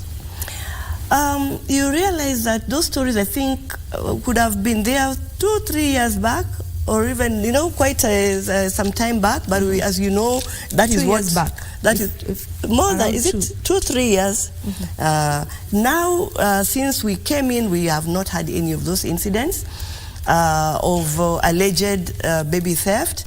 What happens during delivery? The moment a mother delivers her baby, the baby is given a tag with the name of the mother, the birth weight of the baby, and everything. It is put on the leg of the baby, so that now we are able to tell this baby belongs to which mother at the point of delivery. Because when that process is going on, we have quite a number of staff that are there. We have several nurses, we have the doctor, we have the midwives. They all surround the mother. So the moment the baby is delivered, there's a nurse who's given that baby particularly to take care. And the baby doesn't leave the mother before it is tagged. And then the baby is taken for cleaning and all. If the baby is normal, it is given directly to the mother immediately. So there's no way the baby is going to be kept elsewhere for anything to happen, any fishy thing to happen. So the mother is in the view of her baby, and the baby is immediately named. For the babies that have need extra medical attention, they are taken to NICU, okay, the newborn unit, and they are taken there after they've already been named, and you know that your baby is in a particular baby cot. So those issues of incidents of babies being soaked or anything like that have completely gone, completely finished. We have an excellent security team that works with us. You'll meet them at the gate. You'll meet them even in the wards, and they are there to ensure that no one leaves the facility with anyone's baby. You only live with your baby. So in terms of security, we are doing an excellent job to ensure that you are safe with your baby. That even if you have to sleep a bit, you know that your baby is safe, and no one is going to change your baby or anything like that. Yeah. Yeah. And well, I still want to stick on that story a bit, if you would allow me. It's not just in Pumwani that we've had such stories. You know, just the other day, I think last month, probably 3 weeks ago, we had a story where a lady was complaining that, you know, she gave birth to twins, and then she was given one baby, and then she was told later on that the other baby died, but, you know, she saw the baby wasn't dead. Just these stories, you know, they're really horrifying and they're really sad. So is there anything that is being done to, you know, the rogue maybe doctors who take part in such, or the rogue staff members who take part in such? Is there anything that is really being done? Because from that story, following up on it, I don't think any arrests were made. I must say that I will not have a complete picture of that particular incident, but what is happening across all Nairobi facilities is, number one, security has been enhanced. All right? And our staff have been completely sensitized on the care that they must give to the patients, the mothers and the children, to ensure that our work is to give satisfaction to the parent, to the mother, that when you come to deliver within our facilities in Nairobi County, you are sure that you'll go home with your baby. And if anything happens to your baby, you'll be given a clear view of what actually happened or what transpired. So for me, I would always ask the general public, first and foremost, to seek a good explanation from the facility in which you are being served, to completely understand what has happened, so that you are satisfied with the position that you've been given. And our doctors, our nurses, and our caregivers have all been sensitized that you need to give complete information to the patients, and you need to ensure that they are properly taken care of, and the babies are properly taken care of. So I may not be able to comment exactly on that particular incident. The facility will definitely have a complete and a better position to actually give more info. But what we know is there is complete turnaround, okay, in terms of how we care for our mothers and how we care for our babies. Yes. Okay. As you work on transforming and revamping Pumwani as a whole, are you looking into changing the name, maybe? Is that something that you're looking into? No, for now, no. We like the name Pumwani. What it means actually is it's the Swahili word. It's a Swahili word ya kupumua. You've breathed, you know, after delivery, you know, as a woman, as a mother, that process can be something before the baby comes. And the moment the baby comes, the pain completely goes, and you can relax. It's a sigh of relief. It's a sigh of relief. The baby is out, you're happy, you know. So we really wouldn't want to change that name. It has meaning. It actually resonates with the mother, and we would want it to remain that way. Also, you're not going to change it? No, because I thought that, we know, from it having gotten very, you know, bad publicity in the past, maybe you'd want to change the name, but you've told us you're not working on changing it. It has meaning in terms of the delivery process, so we'd want it to remain. The experience that people are going to have of Pumwani going forward, you would even want to be associated with it. So changing the name would completely lose its, it's 97 years that it's been there. So what we want to do is give that positive experience going forward. And the team that is on board now is actually out to ensure that you have that positive and nice energy, and you'd love to be associated with this. We have quite a bit of things that are coming up that I think we'll share as we continue with the conversation. Yes, actually, speaking of that, let's talk about the campaign, Pumwani Mashinani. What is it all about? It just happened, I think, on the 10th? On Friday, yes. Yes, the 10th. Just tell me about that campaign. What we did, one of the mandates that Governor gave us is to ensure that we are engaging with the community. And for us, we say that most of the time we wait for the mothers to come to us. And because of what you're saying, the bad publicity that has been there, people really do not want to come. But now we said, we want to unbundle Pumwani. We want people to understand who is Pumwani and what do we do at Pumwani. And for that reason, we say, let us go to the public. Let us go to the mashinani. Let's go to the community. Let us explain to the community what we do. Besides delivering, helping mothers deliver babies, we have much more in terms of services. We have the antenatal care. The moment you conceive, we always say, come and start your medical checkups early. What does that do? It allows the medical practitioners to be able to walk with you through your maternity journey. If there are any conditions, any complications that are likely to arise, we are able to see it in advance and help the mother. So the antenatal care is available at Pumwani Maternity Hospital. So we are asking people, come early so that we are able to walk that journey with you. If they come early, then we are able to mitigate quite a number of issues that can arise. You know that pregnancy can have, pressure can always arise in pregnancy. We have sugar issues that can arise in pregnancy. So coming actually helps alleviate that. We have had 7 cases of maternal deaths this particular year. And when we analyzed those cases, it was actually as a result of delayed coming to the hospital. You delay wherever you are. Oh, you want to see whether it can work. You only want to come last minute. That is what actually gave rise to a number of the maternal deaths we've been having. And we're telling them, if you come for your antenatal early enough, you're able to tell, and you're able to come to the facility early for delivery. And you don't wait until things really become hot. Then that's the time you want to come. All right. So we want to make people understand, why are we asking you to come? Come mapema. You be taken care of early as possible. So we have antenatal. Then we have the delivery. Delivery can either be normal, it can be CS. We have both. We have the 2 theaters that are working now. We are working on a 3rd theater. All right? So there is much more happening within Pumwani. The area that we are working on quickly, immediately, and especially this quarter, is to equip our delivery room. We are bringing in delivery beds so that our nurses also have an easy way of working. We can adjust the bed upward, we can adjust the bed downwards to be able to serve the mamas.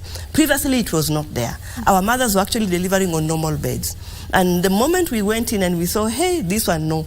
We are bringing in delivery beds. We are bringing in for this particular quarter, and we'll keep adding as time passes by.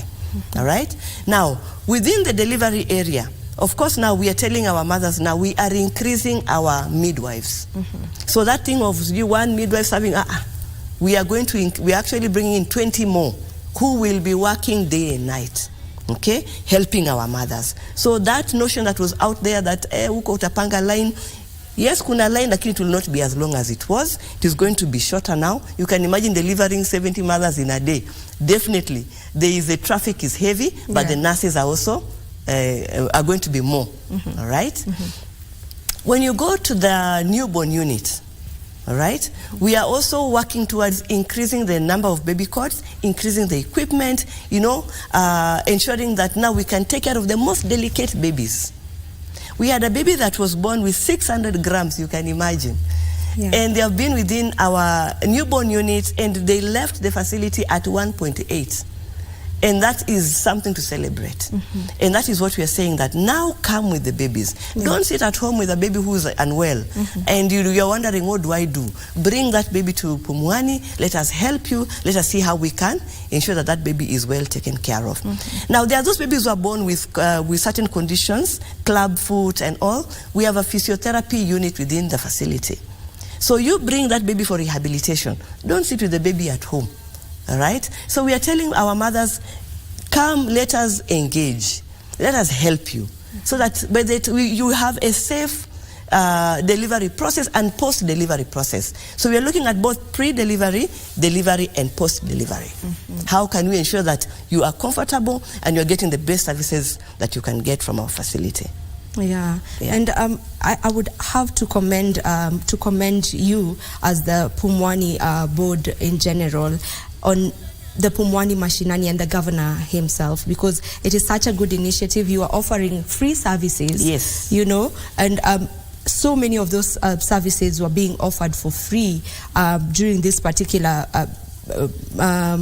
event that was happening. So it's a really good thing. It's a really good thing that you're doing. If I may add, we did a bit of screening also. We did a cervical cancer screening. We did a breast cancer screening. You know, and then we just sensitized people. We had a whole nutrition conversation happening. And most important, when we did the Mashinani project, was to sensitize the men. They are a critical component when it comes to the maternal health of our mothers. Okay? Why is that very important? It is a man in most homes that makes a decision to pay for NHIF. We need our mothers on NHIF. Because once they have that, the burden of the financial burden is actually reduced completely. So we wanted to engage and tell our men that come on board, come and see what happens to your wife when she comes for delivery. Let us walk you through that journey, all right? So that you are part and parcel of this conversation. You also realize that the man is very critical when it comes to him bringing the wife to hospital. So we wanted that conversation happening at the community level so the men understand that this is not a woman's affair. It is a conversation between both the husband and the wife. So the man is very important to us. And that is why we will continue engaging with the community. We have the community health providers, the CHPs. We are actually working with them within Pumwani to ensure that as they go to their nyumba kumis, and they are able to identify mothers who are pregnant, that they are able to tell them, you need to start going for your clinic as early as possible. Now they're helping us because they're able to also talk to the men within those particular homes. So for us, that partnership with the CHPs is critical. And that is why we want to continuously engage with them. So Pumwani Mashinani started on Friday 10th November, and it will continue. So it's something that will be happening. Yes. Maybe is it every quarter we will every quarter we will be having an outreach, different parts of the county, because our catchment area goes all the way to Kayole, Umoja, you know, Huruma area, Dandora, then you come to the Pumwani area, Kamkunji, Isili. That entire area is our catchment area. And we will be moving from one catchment area to another, sensitizing the community that this facility is available for you. You don't only need to come when it is critical, you can come even much earlier and we're able to serve you. Yes. There's also, you are also sensitizing the community on the HPV vaccine that is to be administered to young girls from the ages of 9 to around 15, 12 years old. How did that go? Because I feel like this is a conversation that many parents really are not open to. Maybe they think, you know, they're not really sure about this particular vaccine, yet it is quite an important vaccine. We've had doctors here talking about it, and from what they say and from what is in the books, it's really important because it can help in eradicating cervical cancer completely. So how was that, since you were offering that service as well for free? Did you have mothers who brought their young girls? Yes, what we did actually before the Mashinani Day, what we did is we had a community, the CHPs, and then we had a community person that kept on going around and informing people that we are having this vaccine, come and informing them and educating them. We also had quite a bit of that happening within our radio stations, sensitizing the community that bring your babies for this particular. It was good that we actually had quite a number of children that came in for the vaccine. Of course, most people are a bit skeptical about it, but that continuous conversation is what is helping us as Pumwani. And that is why for us, working with the CHPs is much more, it's more effective, all right? We did it on the day, but the CHPs are really helping us. Because we realize that the cervical cancer vaccine, the HPV vaccine, is a bit, not everybody understands it. So you need to have a round table conversation where you continuously educate and continuously inform and let them know that this is important for you. On a third visit or fourth visit, that's the time they will come for the vaccine. So this conversation for us is continuous. We began with the CHPs. We are continuing with the community sensitization. When they came, we gave the few that came in. We were happy that they're actually coming, but it is going to be a continuous conversation. Because you realize that cervical cancer affects the woman. And for us, your mama is a very important person to us. For us to continue keeping our population growing, then we must take care of the sexual health of our mother, we must take care of the uterus, we must take care of the cervix, and if there's something that's going to threaten that, we are going to work on it. So for us, that is going to be a continuous conversation. We've started it and we'll continue with it. Okay. Yes. You are revamping the Pumwani Nyayo wards. You want to set up the first government-owned children's hospital in Nairobi, and it will actually be the first one in Kenya, if I'm not wrong. Tell me about that. The late President Daniel Arap Moi had actually started the Nyayo wards. It's stalled along the way. Nothing has happened until now. The county government, through the leadership of Governor Sakaja, has actually been working hard to ensure that that facility comes back, comes to Pumwani. There's a time that it had actually been taken up by the national government, but that conversation has now brought it back to the county government, and is going to be under Pumwani Maternity Hospital. Now, what we want to do is separate now the care, that once the babies are born, they can now be taken care of at now what we are going to call the Pumwani Child Hospital. It is going to be the first public hospital within Kenya and Nairobi County that will be exclusively serving our babies and our children. We have already the private facilities that exist that are serving children, but within the public sector, that will be the first public facility that will be exclusively for children. And that is what we want to do, so that we can enhance the pediatric care that we have for our children, and we can have doctors that have specialized in taking care of the children, because it is going to be complete. It will have a theater for surgeries that need to be done. It is going to have the wards to take care of the babies when they are admitted, and then we'll also have the outpatient services. So this is a good thing, and it's among the deliverables for our board, because we say that we are going to work on three things. First is the Mashinani project, which we already rolled out. Second is equipping the hospital and ensuring that it's properly staffed. We're already working in that particular section. And now our third project is ensuring that the child hospital is up and running. So that is a conversation we have started. The planning has started, and we are already working to get partners on board who can come and support us and ensure that that facility is actually up and running. Yes. All right. There's a report that was put out where it showed that 50% of the babies born at Pumwani are preterm babies. Maybe why is there such a rise on preterm babies? I've seen there's a method actually you have embraced, that is the kangaroo mother care, which it seems to be working. So why is the number so high when it comes to preterm babies? 50% is such a high number. When it comes to the deliveries, we have 14,000 deliveries. Between 14,000 normal deliveries, we find that out of that, it's actually 30%, that would be preterm, not really preterm per se, but we have the different ages, and then you have the different birth weights. Now, you'll realize for that to happen, it goes back to your pregnancy period. And that is why that conversation we are saying for Mashinani is important.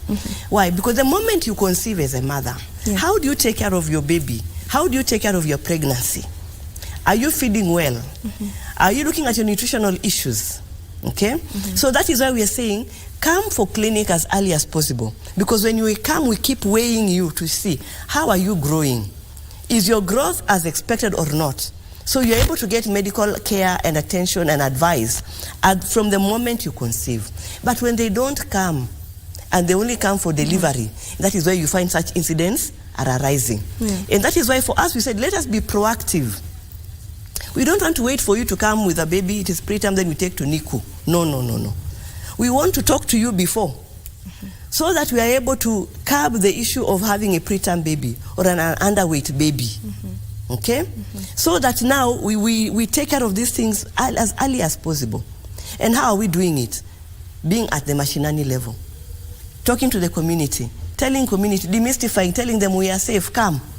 And ensuring that we are actually safe by ensuring that we are properly staffed, security is up and running, our nurses are up to, as required, are up to par, training is continuous, so that you are safe in terms of the personnel serving you, you are safe in terms of the equipment and facilities that we are giving you, and you also have as much care coming from the community as possible. So we are looking, once we have these three things happening, we know that very soon the numbers are going to go down. The underweight babies the numbers are going to go down. The preterm babies, the numbers are going to go down, because it's an all-inclusive kind of conversation. So right from the community to the facility, to the mother, to the spouse itself, and the family in which you are living in. Yes. As I wind up with this conversation, I want us to touch on insurance. Does NHIF, now UHC, cover the entire delivery process, or how is the payment being done?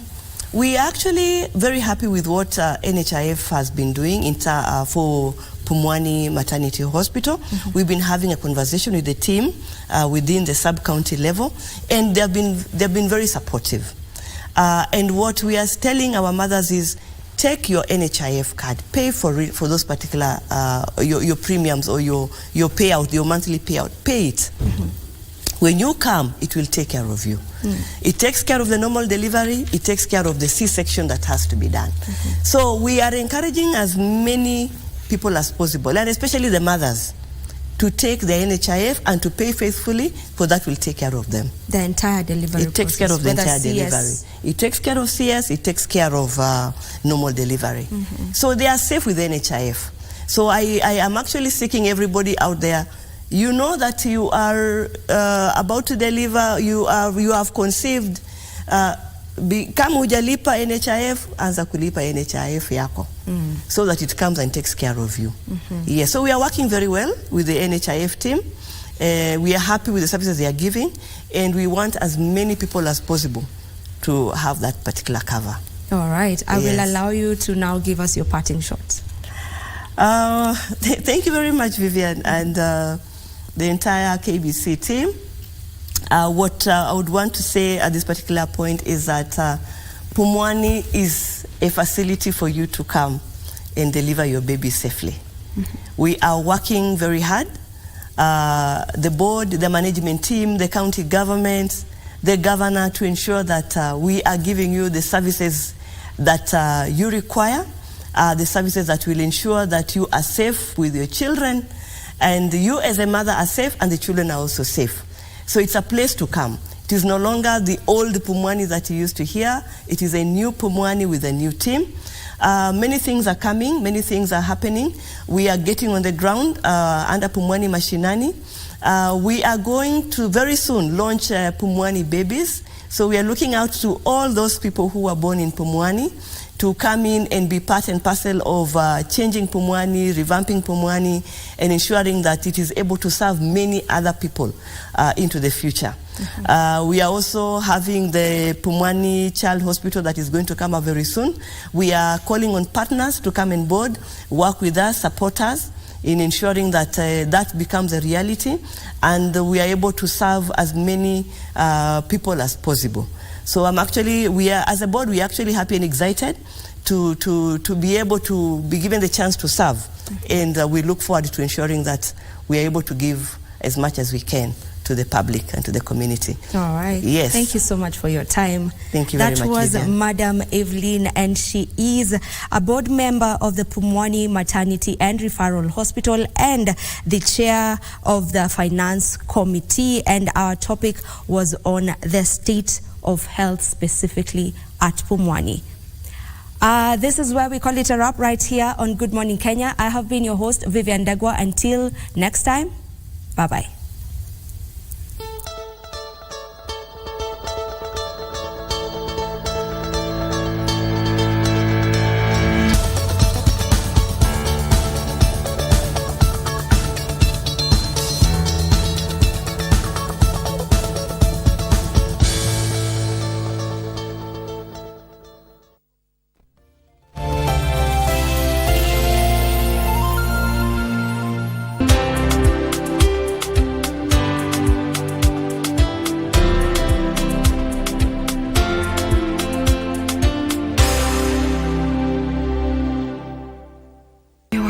most amazing man. I love you, Daniel Otero. No. Wait, what are you going to I'm do? going to turn no, myself, Anibal, Mother. no, I'm no, gonna no, turn no. myself in. I said no. I want you to leave San Juan and never show your face here again. When Daniel found out that Carolina was having a baby, he was dating Isabel, and he broke up with her just to go back to Carolina. Is it true that you had